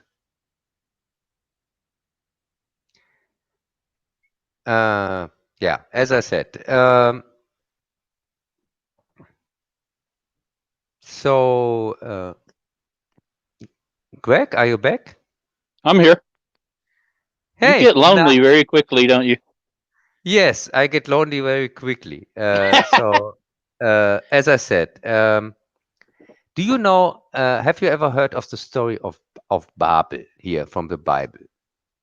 Oh yeah, the Tower of Babel. Yes, the Tower of Babel. I think the story goes something like they made this tower, and God, um, the wrath of God was that He separated them by giving them everyone a different language. Yes, correct. So what He did was to undermine the communication between the people. Yes, right. But there are two ways to do that. One way, of course, is if people speak different languages, so they are, of course, it's really like they would speak no language at all because they can't communicate with each other anymore. But you can also, if you have people that speak the same language, you can also do that with the language itself. You can eliminate the language. That you can eliminate the words. That the language becomes so. bare bones, or what you would call it. Or you That change the meaning of words. you can change the meanings of words till they don't have any meaning at all. Because it's like with the SJWs, they want to make everything the same. Making everything the same means that you can't separate them from each other, but then you can't also aren't also able to call them at all. Because if you have two things with different names that are different, but these two things have now the same name, or both names mean the same thing. You What I can't. find really disturbing, looking at the younger generation, if I look back to when I was in high school or whatever, you had people who liked this kind of music or that kind of music, or it might be classical or country or western or rock and roll. You also had people who liked this political party, like Democrat. You might have people who are Republicans and like this. Usually they like some of this and some of that. And then you had a bunch of people who really didn't care about which one, and they'd kind of laugh at it. Now, that's not how it seems to be. It looks like they've completely co opted the younger generation. You're not allowed to not have a political opinion. That's not allowed, and you're certainly not allowed to be opposing the SJWs. It looks like all of them are in this weird lockstep, which I would have been totally unthinkable, not just to my generation, but to all the generations I've known before in America, and even the ones who came after, up until about maybe 15 years ago.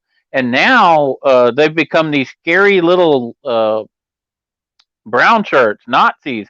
They believe in climate change, and that's it. You're not allowed to voice another opinion. They believe in SJW thinking, and that's it. If you disagree with them, you're a racist. You're this. You're that. They call a bunch of names. It is scary. It is scary. Yes, it is the same thing we are facing also in entertainment and so on. When I went on directors whatsoever, or filmmakers in general, it is because I compare them to the originals, and many people don't understand what I mean with that, because they are themselves just copy of a copy. In my time, at least they tried to copy the original. But nowadays, you get copies from copies. There are even people out there who think that these mediocre directors are great ones. And we have the same thing with every other thing. People who just who say something like global warming and CO2 and whatever, they are just copying an opinion from a copy. It's a copy from a copy. They have no clue what they are talking about. And it has also to do with this society without any roots anymore, because the roots they just go a few years in the past. They don't go really far. Where's And where's the rebellion? Where's the youthful exuberance and rebellion? Why are they even able to it's like the propaganda has really sucked them in, and I can only call it propaganda because I don't agree with it, and I yeah, see that it's heavily flawed, and they can't sit there and have a logical discussion, and they refuse to listen to any other ideas because I don't know the word for it, but it's scary. yeah, and I'm just glad that we are still can use the word propaganda, that people still understand what we mean. Because I'm not sure if this is in 5 or 10 years possible anymore. I If you know. If you talk in 5 or 10 years about propaganda, people will be confused. They won't know what you are talking about. This word doesn't make sense to them. The next generation gets this word just as an abstract concept. They don't even while they're really know what even we while want. they're being fed propaganda constantly. Yes, yes, it is. I think propaganda and also other words that describe what is going on properly are going to disappear, and not because they are erased from the government or something like that. I think really it will be more like in Fahrenheit 451, where people just forget, don't care You know, anymore, things You like know that. what's scary? I've owned thousands of books myself, and when I was younger, I read Fahrenheit 451, but there were so many books everywhere. Everybody had books.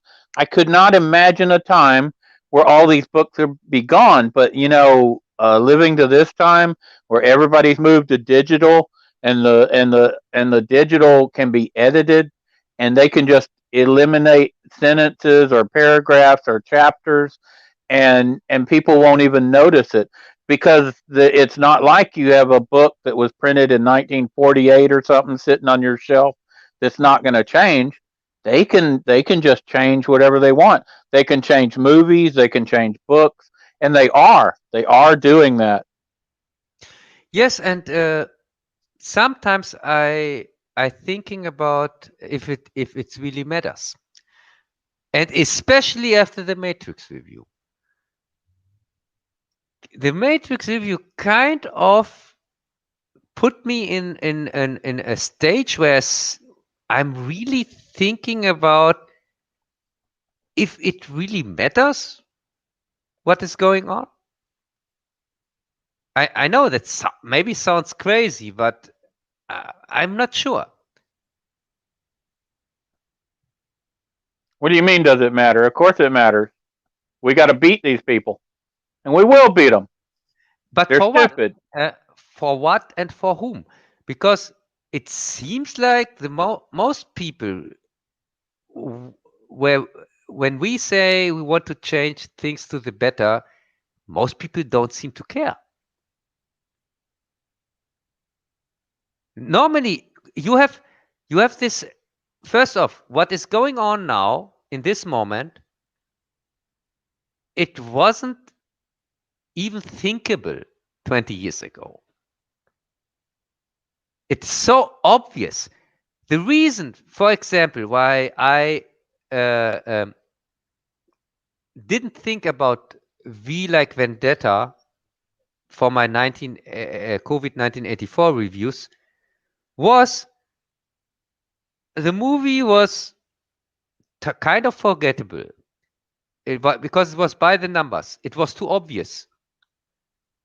The things in the movie were just not believable. They were too much on the nose. And Greg, do you know what was too much on the nose? What's There that? was there was a fascist system, a leader with total power that controls the media. Okay. Also, his fascist party, came to power thanks to a virus in V like Vendetta.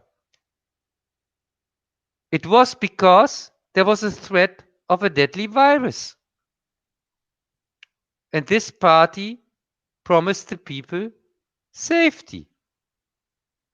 But in fact, this party themselves had control over the virus. Does that sound familiar? It does. It does. The fascist system came in power, and I thought that doesn't make any sense when I saw it back then in 2006. I thought that doesn't make sense. How can a fascist system come to power in Britain? Why don't the Americans step in? Oh, in the movie, the Americans can't step in because they are separated. They have civil war. because and now it comes. Do you know when the movie plays out? When? 2020. I That's no joke. That's not I a hear you. joke. No, I understand. That's not why I'm laughing. When I saw the movie back then, I thought all these things are too unreal, too unbelievable. They, and and now look, I told you now the story. Doesn't that sound heavily familiar? The whole story.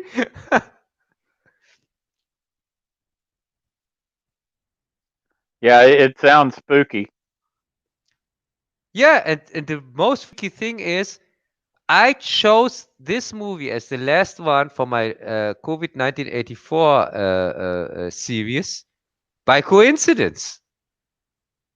Because normally Matrix would be the last one. I told that back then when I announced it. And because of the Matrix review, I couldn't fit the Matrix review into the 1980 COVID 1984 series.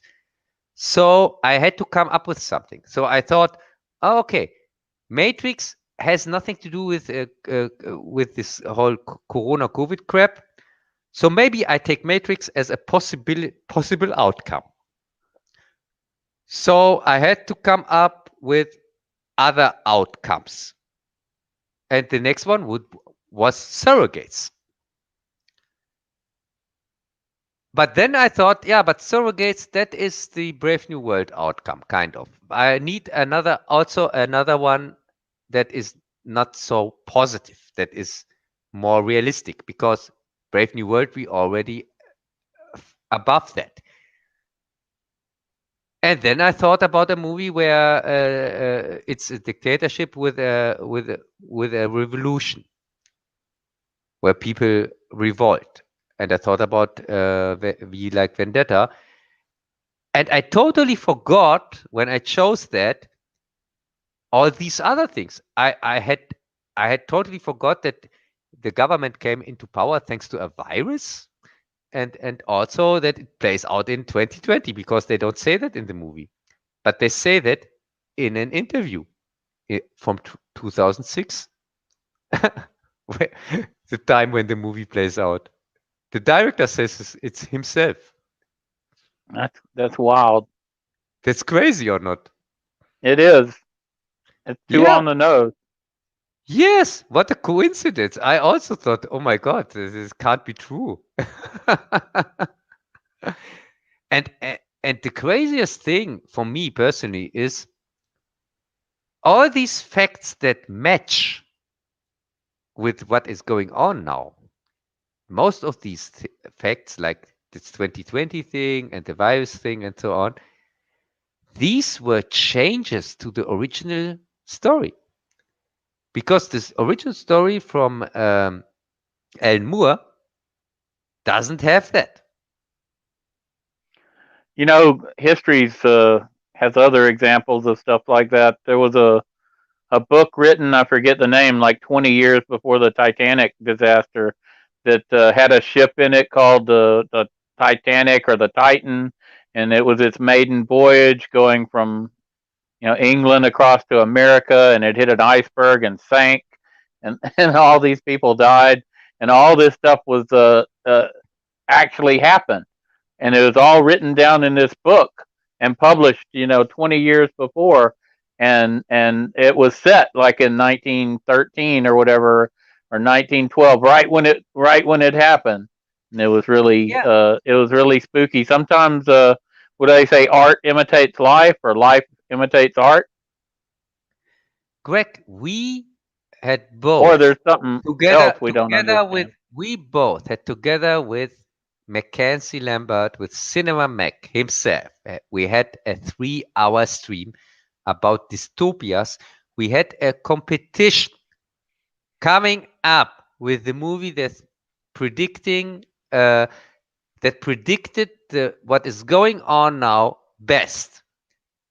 And nobody of us three, and we are three all into books, movies, and so on, and especially about dystopians.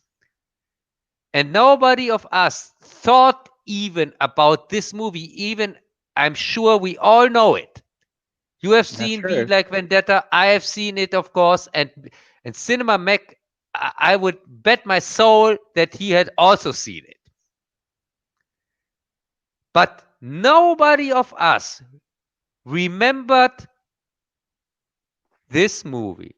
And the movie has even the line, remember, remember the 5th of November. And it's also crazy. The only reason why this movie doesn't come out the 5th of November on my channel is also just thanks to a coincidence, because I removed my schedule for You know, for that's when our election is. what? I think that's election day this year. What the fuck? No way. Yeah, I would have to look, but Now you are joking. I know I'm not you're joking. joking with me or not. October. Uh, it looks like it's the third. Yeah. Normally it's the third, fourth, or fifth. So yeah. Oh, okay. So it's right there,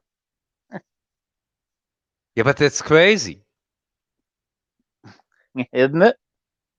Yeah. The election. I think a lot of this coronavirus stuff is gonna magically disappear after the election.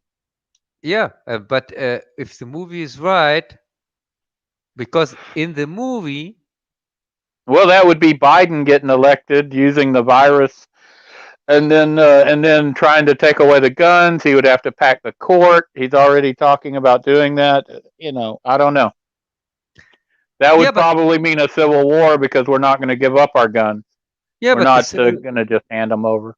the civil war is going to be if Trump is going to be elected, because the civil war is going to be started not by the Trump people. I'm pretty sure. Well, the only way Trump people started is if they try and come and take our guns or collect us into concentration camps or something, or I re-education camp. I Which can tell Greg, I can tell I you, could see them. I could see them trying to do stuff like that.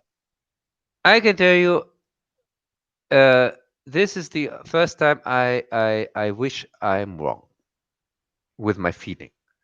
And as I said, by separating the COVID We're part, gonna beat them. It's not gonna come to that point. They're a small fringe group trying to cause a lot of trouble. I'm hoping that Trump will win re-election. We'll get past this virus thing. There'll be once they come out, whether you believe in the virus or not, there's got a lot of people working on these vaccines. Once a vaccine is readily available, hopefully the mask thing will be dispensed with. But people will be left very aware of the possible tyranny, and I think maybe that'll be a good thing. Maybe it'll work to our advantage. People are aware of it now. yeah, the problem is, as I said in the Matrix review, uh, the vaccine is not a solution. Because if you think the vaccine helps anyway, even the people who give you the vaccine don't think that it helps. They want to vaccinate you every year. Well, they'll have to vaccinate every year, but what it'll do is it'll give people an excuse to move away from this tyrannical mask thing.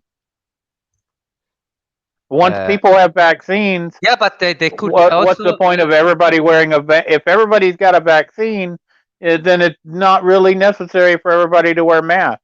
Yeah, but if some people refuse the vaccine, then that are the enemy of the people who want to get rid of the mask. So they have to go They against the could dart people them. who They don't. could go around and dart them with like dart guns with vaccine in them. Doo, doo. Like like in the Logan's Run with the Sandmen. They go around Yeah, with the vaccine darts. There's you yeah, a but movie. You could write it. It yeah, but writes don't you itself, think Cub. the civil war could maybe break out between the people who get vaccinated and the people who refuse it? I don't know. That seems unlikely. Really? I can tell you, if somebody wants to stick something in my nose to test me, I'm going to stick a screwdriver in his eye. Uh-oh. Well, you don't need to say stuff like that. Perhaps you could just reason with them or whatever. Yes, that would be my reasoning. And after that, I'm going to be really ugly with him. That would be just my first reaction. Well, that's why they got to go around with the dart guns. Dart, dart. No, I can tell you something. People have to be aware of the fact that maybe they have to defend themselves in the future against Well, I've always against said you got no to defend against yourself against the corona the Gestapo. against the vaccine. No, against the corona Gestapo, not the vaccine. Oh, yeah. The people who are believers, order followers, and making and small wannabe dictators whatsoever against these people. So they have to push it into their limits directly. It's like in a prison. You can't show any kind of weakness. When somebody comes to you, wants to stick something in your nose, you have to directly show him that that's not an option or not. That'll be a personal decision. I myself would probably take the vaccine. I like the one the Russians are spitting out. They called it Sputnik. Sounds great. If you can't trust the Soviet Union, who can you trust? Yeah, yeah, I think the same way. Yes, but if you, I'm not a believer, and everybody knows I'm an atheist, Mm. but I don't understand why so many people are putting their faith into something like a vaccine instead of putting their faith into maybe something else. Because as I said, I'm not a believer. I should be the only guy on this planet who maybe puts his faith in something stupid like science. Well, But I've heard some Christians and whatever when this thing first came out, they were like, "Well, if you buy masks or you buy extra toilet paper or food or whatever, that's like blasphemy because you should just rely on God to keep any virus away from you. You don't need a mask. You don't need a vaccine. You know, it's that pure belief in God or whatever no, will you need these things. You don't need them to keep the virus away from you. You need them to keep these believers away from the Corona people. Yeah, you. I don't know, man. It's a crazy situation. It's a personal decision. I don't criticize anybody for wearing it or not wearing it. I understand the extreme danger to civil liberties that we're experiencing, Hey, and uh, uh, I'm you not know, criticizing anybody who's wearing it. I'm just laughing at him the whole time when I see him. well, I don't blame you. No, I can hey, tell that's you true. if you're in your That's mask, you true. definitely feel stupid. That's true, really. When I barely go out, but when I leave my home and I see people with masks, I directly start laughing.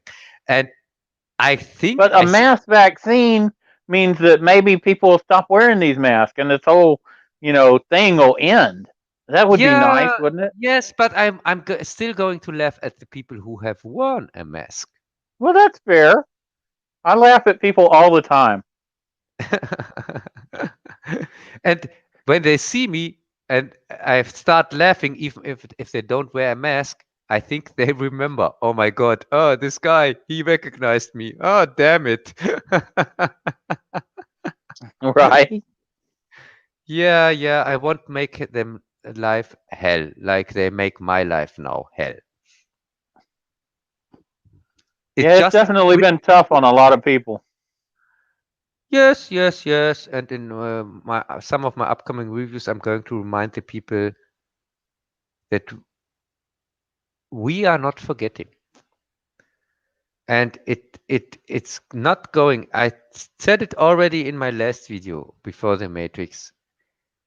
They depend on the fact that after World War II, here Third Reich, many of the people who were order followers just swam with this with the storm or water or whatever, and nobody asked them anything. They could just hide themselves and pretend that nothing happened. But that was before digi digitalization, internet, and things like that. Everybody who is now an order follower and thinks he can, after this fake is blown, live his normal life and nobody is going to remember, he's going to be deadly wrong. I can tell you that. Right? This thing is not going to be forgotten. And it's not me who is going to vengeance like here V in Vendetta all the crimes.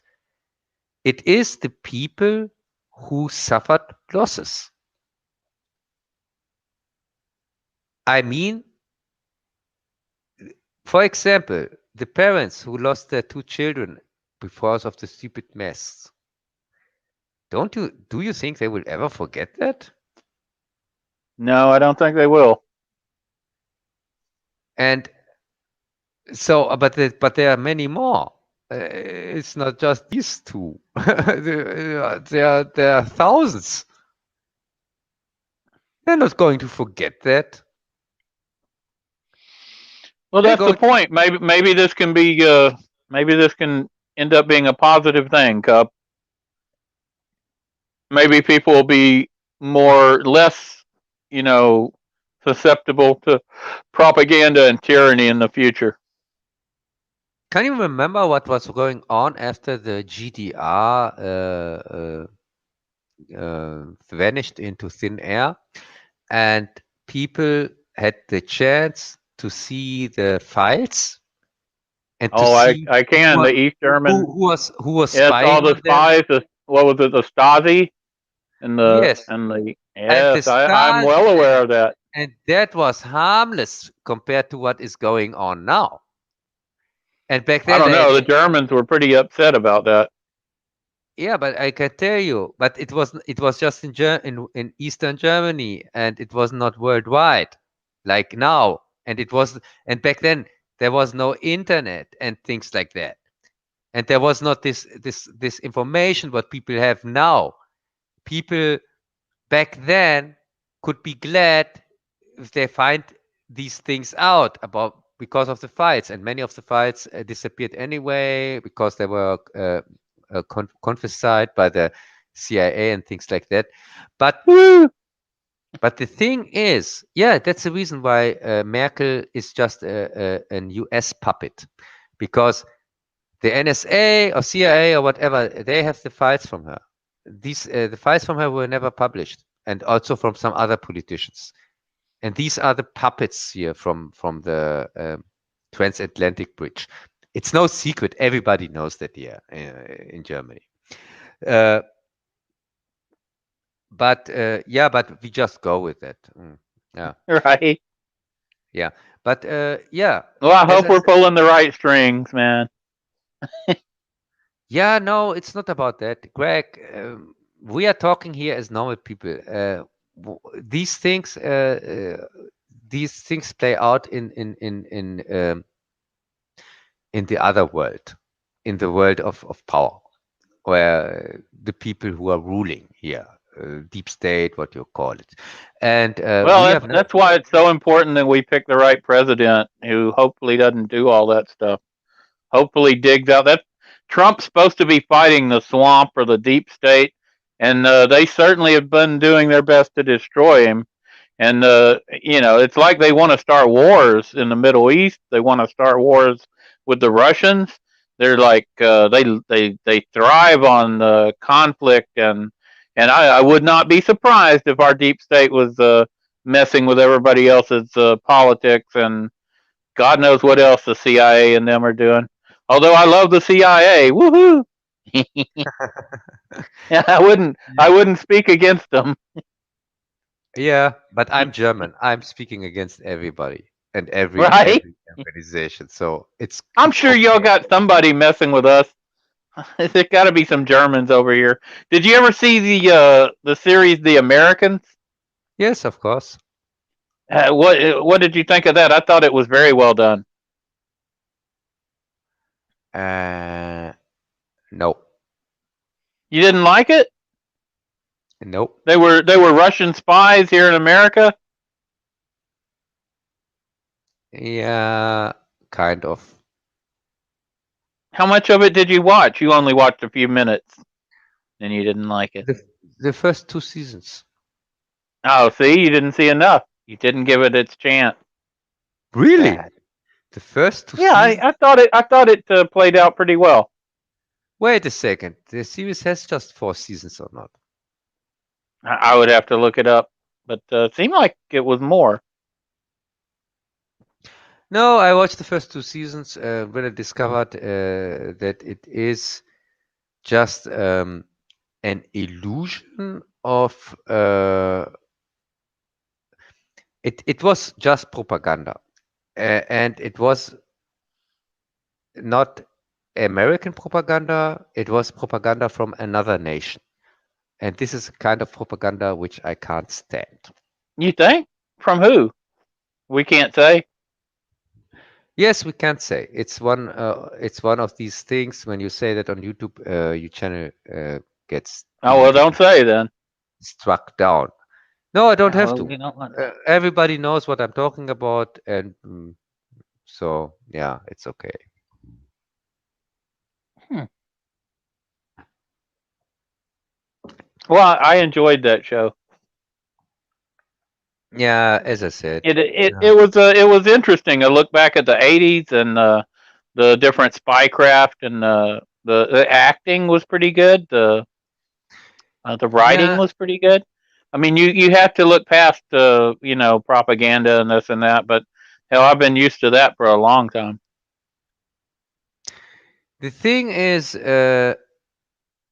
you wouldn't uh, let the shepherd tell the story of the sheep, if you understand what I mean. Yeah, I guess we'll move on from that. We don't want to get in trouble. No, the thing is, it,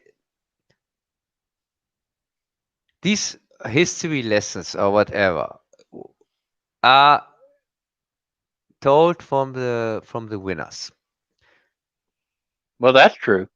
and the I've winners seen are that. I've seen that time and again. and the That's why winners I. are not the US, what many people think, and that's my problem with this series because it's not it's an illusion. It is. I talked about it in my 1984 review, but I left this part out because I suggest there that the US are the ones that are kind of in power here on this planet, but they aren't. It's just an illusion from the people who are really in power, and Is that's the it the problem. British? It's the damn redcoats, isn't it? I knew Yeah, it. and that's the problem. And you can't, of course, that's the reason why my videos don't get struck down because I never touch touch this subject. There you go. Yeah, yeah, and yeah, and also I'm not going to in the future, because for whom? Most people are even too stupid to understand what I'm actually saying, and to go deeper, into the subject matter wouldn't make any sense. The education bar is constantly put down. It gets lower and lower. The I can tell you, this kind of conversation we are now having, it's probably impossible in 10 years. Nobody would Right? understand what we are saying. Yeah, that's scary, isn't it? Yeah, yeah. As I said, it's so don't It I is amazing that we can have a conversation and it broadcast, basically around the world. We're 4,000 miles apart, and we are able to say whatever we want within limits, apparently. Yeah, but Greg, I want to ask you something. You are a true Star Trek fan, Yes. like nobody else I know. And don't you think it's uh, uh, uh, um, kind of mysterious or whatever, or a riddle, that the developments go since years backwards instead of forwards?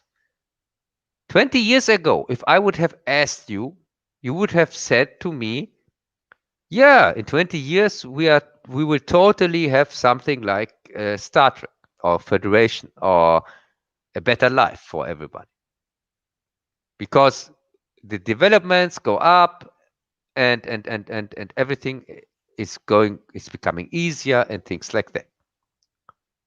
And the technology has improved, but Has we it? have, Has it really? Because we don't get anything from that. I have the feeling. well, we're able to be here on YouTube. We've got these tablets and these big screen TVs or whatever. We have seen technological improvement, and but I'm gonna quote Khan here from Space Seed. Technologically, there's been advancement, but in the people, no. If anything, we're regressing. Our minds are more controlled. I would never have thought that. I would have said yes.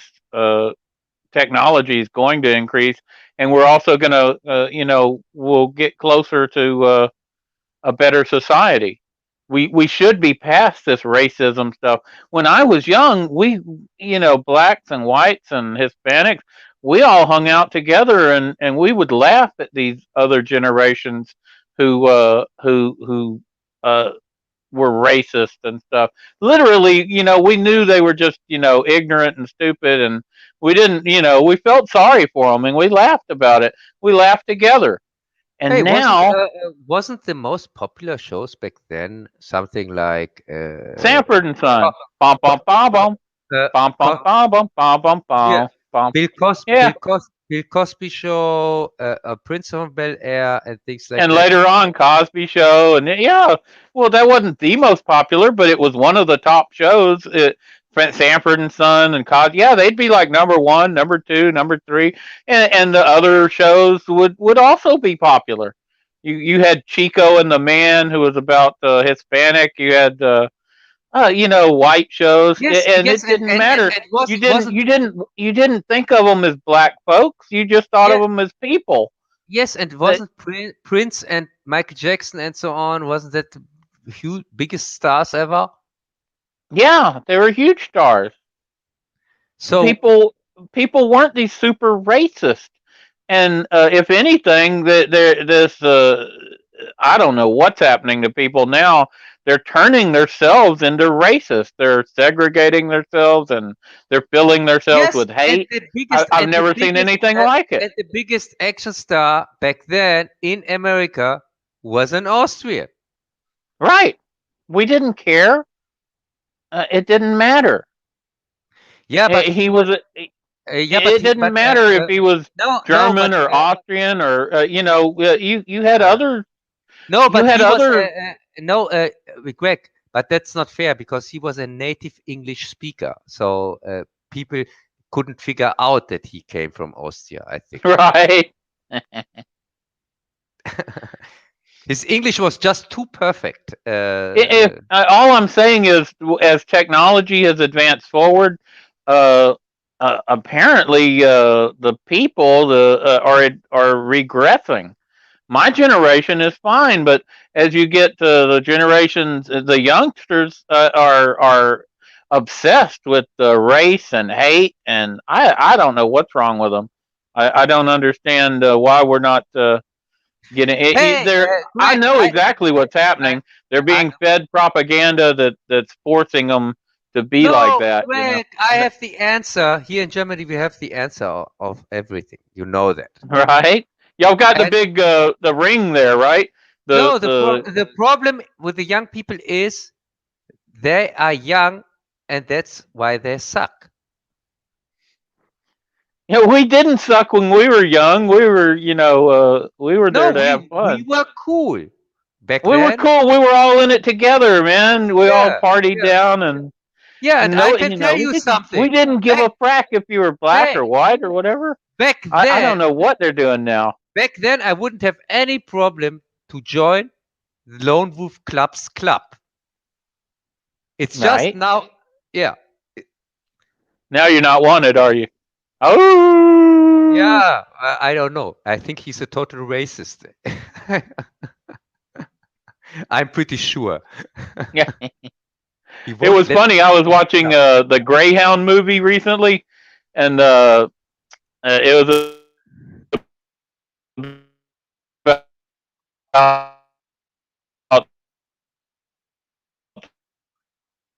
Yeah. Hey, Greg, the you're kind of disappearing.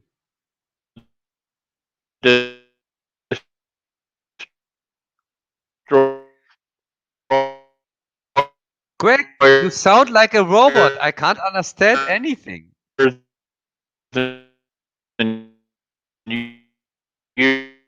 U-boats. You probably wouldn't like torpedoing the ship, submarine. Am I not there? Huh, Greg? I'm in the show. No, Am I not there? you completely slowed down, and now and then for after that, everything you said came at the same time. I don't know why that happened. Am No, I I thought normal now?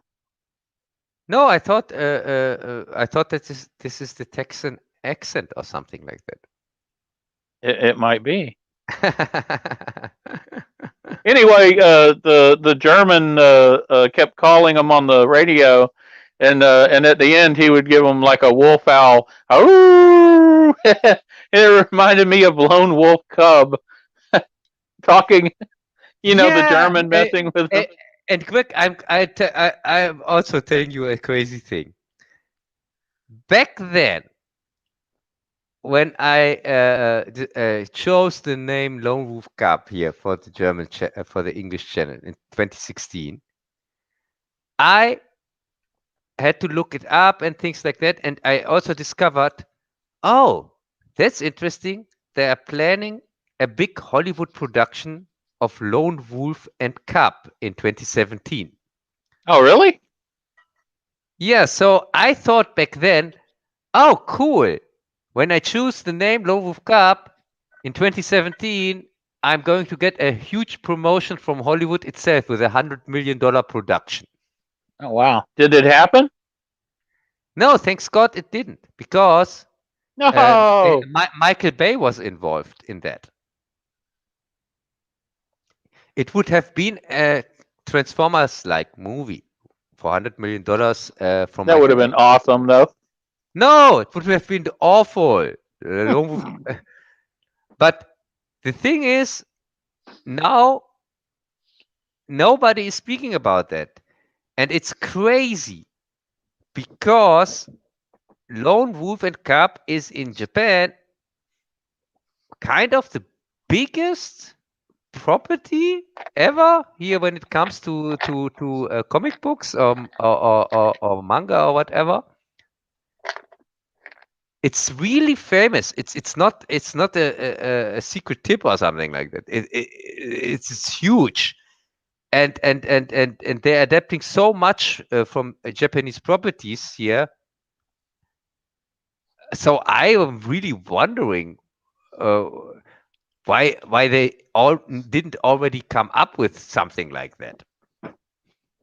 Well, I don't know. Maybe you're going to be huge in Japan. Maybe you're already giant in Japan. Yes, I am. I am. In Japan, it's always the only country that didn't ban my videos when it gets banned everywhere else. Just Japan. Just Japan. I'm big in Japan for some reason. Sweet. Yeah, yeah. Pretty sure it has nothing to do with the Probably has name. to do with your name. Oh yeah. Yeah, yeah. And the English name is Lone Wolf and Cub, a known property in Japan, but the German name is even more Japanese. They're What is it? they're Japango. It has Japan in the name. I've seen that. So that's why, huh? Yeah, Why yeah. did you put Japan in the German title? I didn't. Uh, in fact, the German title is the original title. This is the title I chose 13 years ago when I created the 13 German years. channel. Yeah, my channel, my German channel is one of the oldest channel on YouTube. Oh wow. Yeah, yeah. That's cool. Yes, it's crazy. And I chose the name because it was the movie that was together with Escape from New York on the same cassette. The first video cassette I have ever uh, borrowed from a friend. The first movie I have organized to watch it on my VCR or on the VCR of my parents secretly, and it becomes even crazier. Back then, I wanted to see Lone Wolf and Cub, not Escape from New York. But these two movies were together on the same cassette, and so I got it without asking for it. But I was not interested in it at all. I thought because I knew it was about a prison or something like that, and I wasn't. I back then I wasn't into prison movies. I thought they're boring Yeah, you were right. because they're playing just at the same place. And also John Carpenter, I didn't know John Carpenter back then. It Doesn't was mean actually a pretty good movie.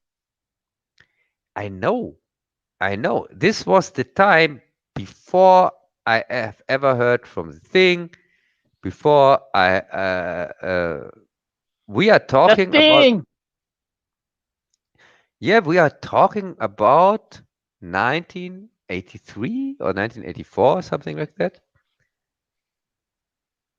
To this time, the only John Carpenter movie I've ever heard of was uh, somebody's watching me or somebody's watching you. Yeah, his TV movie.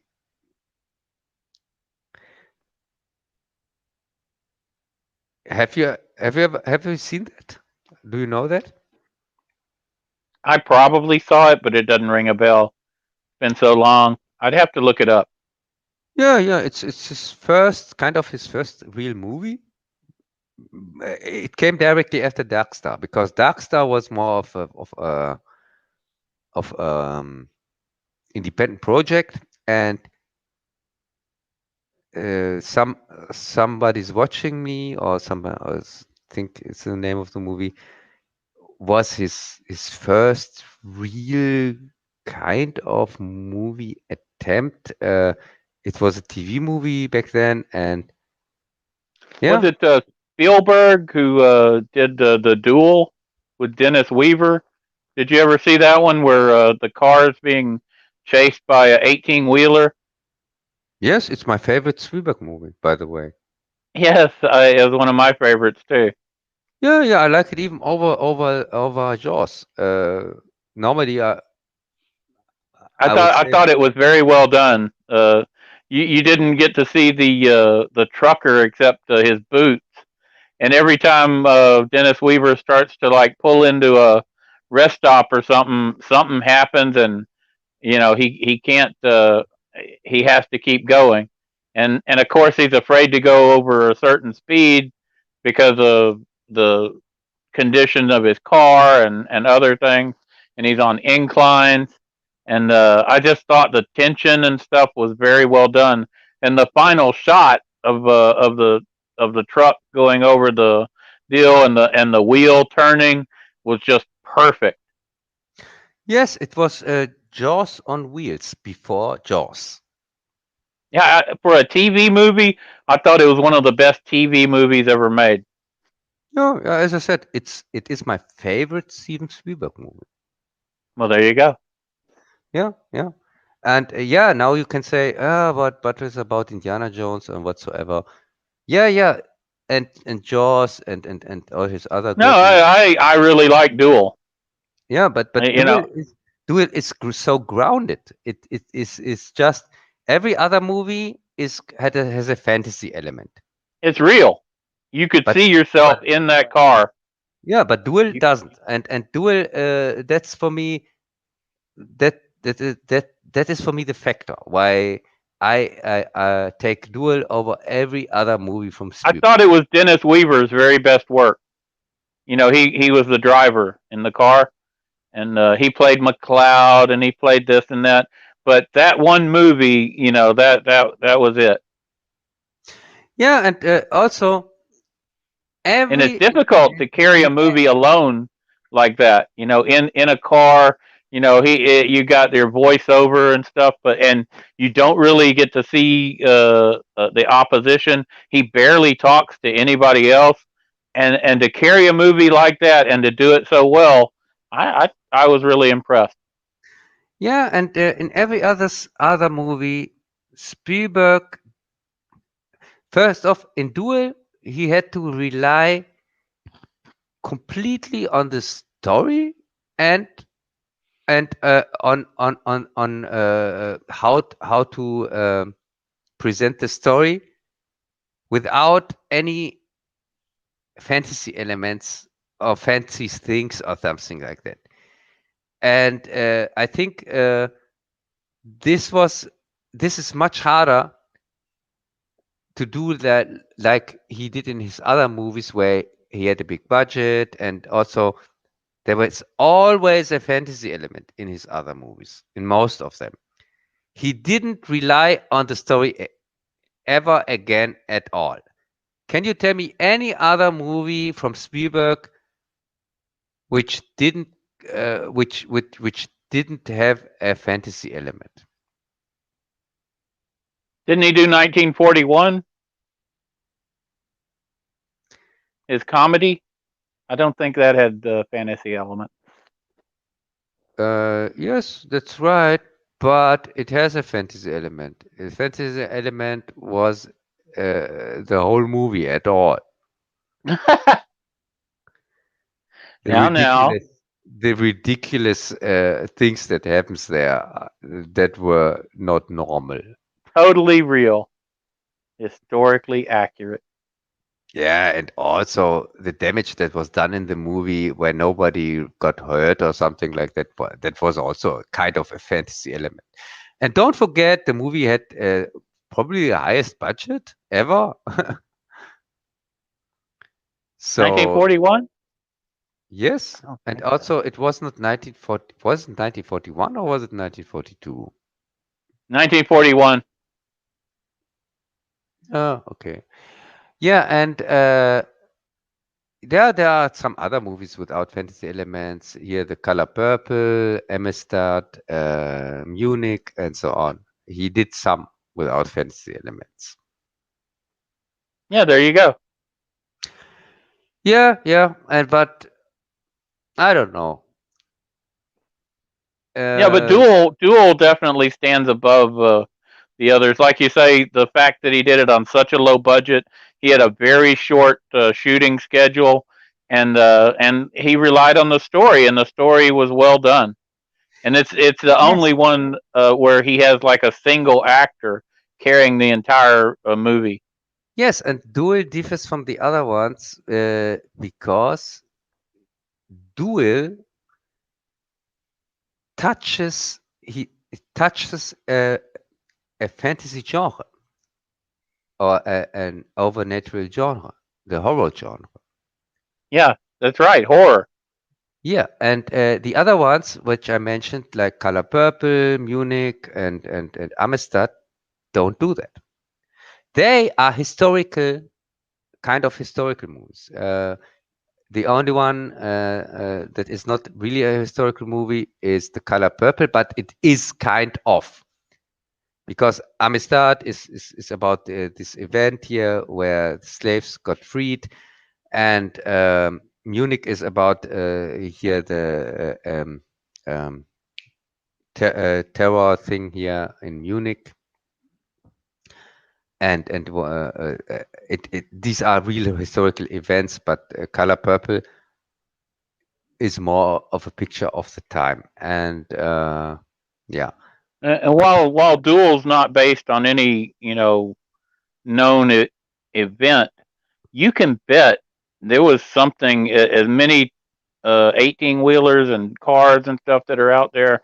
There was probably something similar that happened over here at some point where a car and a 18 wheeler got into it and got chased down, and God knows what happened. And it just was never known to history. yeah, and the sad thing with Spielberg is that Because I if you've been out on a highway, and I've had those 18 wheelers come up on you like that, and they can get irritated with you, and they can follow you or drive right up on you.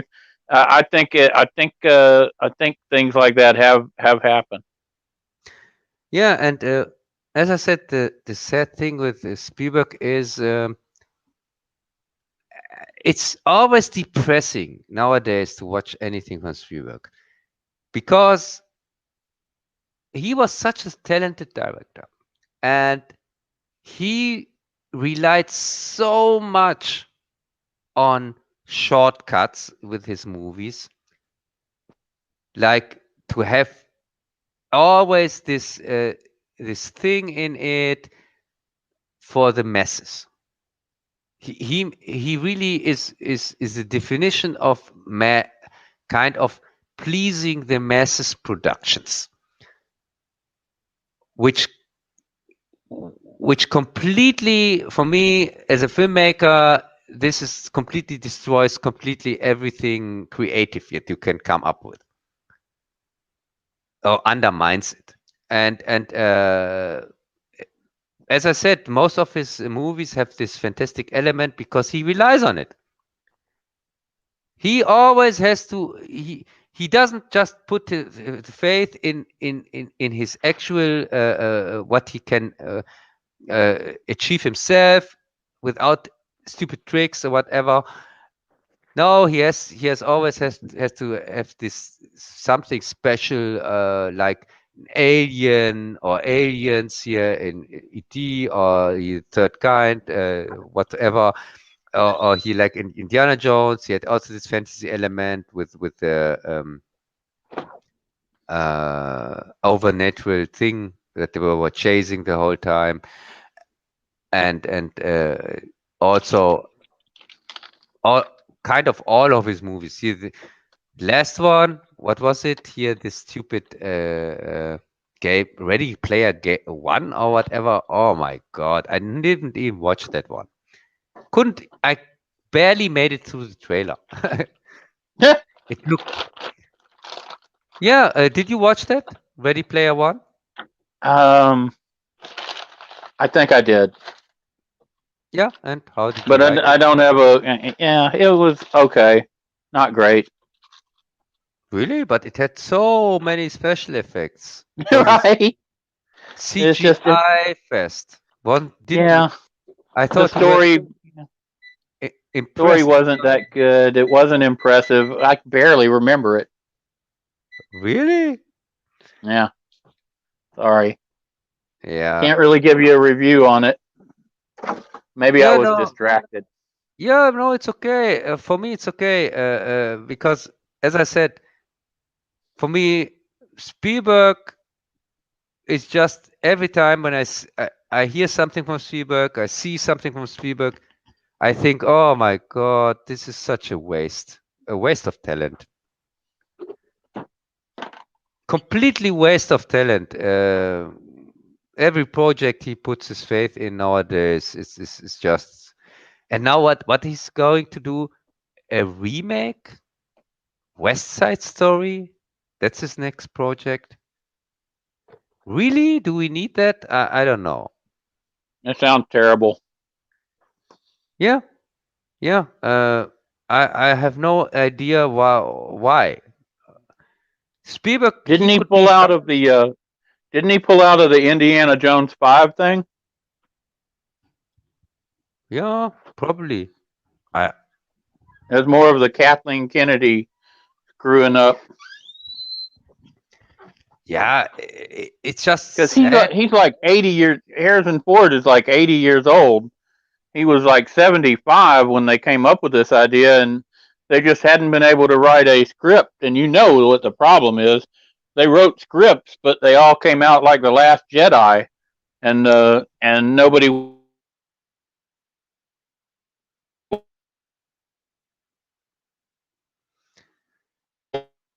Hey, you are passing out again. I can't hear anything. Wanted to shoot them. I couldn't hear anything either. Uh, and now is it better? I think I'm here. Are you there? Yeah, I'm here.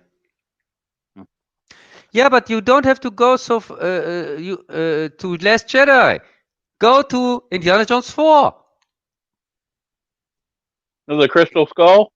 Yeah, the Crystal Did you do Skull. a review of that? I thought your review, loved that movie.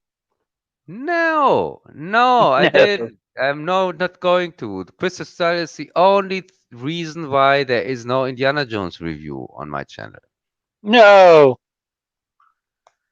Yeah, because I don't want to talk about this stupid Crystal Skull. It's a boring movie, and I have no clue how I can make an interesting review on it.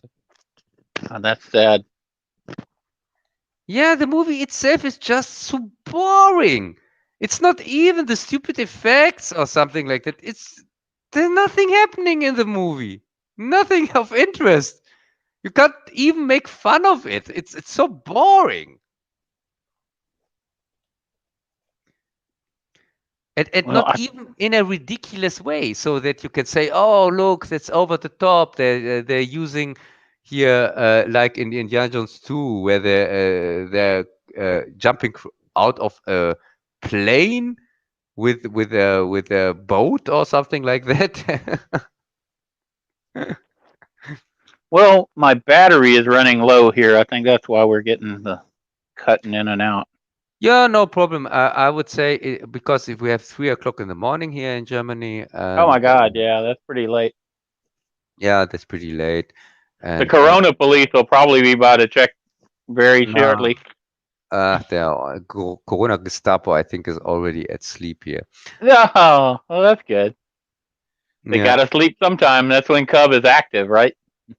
yeah, Greg. I would say let's finish that and say goodbye to the people. All right. Well, anybody hanging with us, we appreciate y'all's patience, and it's been really good being able to talk to you. Good night from the great state of Texas. Yeah, yeah, that was really a good idea to waste your time with us. Right. We don't even had any plans here. So Right. yeah, but no, Greg, can't you remember? when we started to stream, and I told you, hey, if Ryan Johnson can make a movie without a script, we can also make a stream without any plans. Or There not. you go. We had no plan. Cub just wanted to talk, so we did. Yeah. So thanks for listening so long. And I would say I see you later. Auf Wiedersehen. Yeah. Adios. Aloha. Bye. Yeah. Bye. Bye Bye. bye. Bye.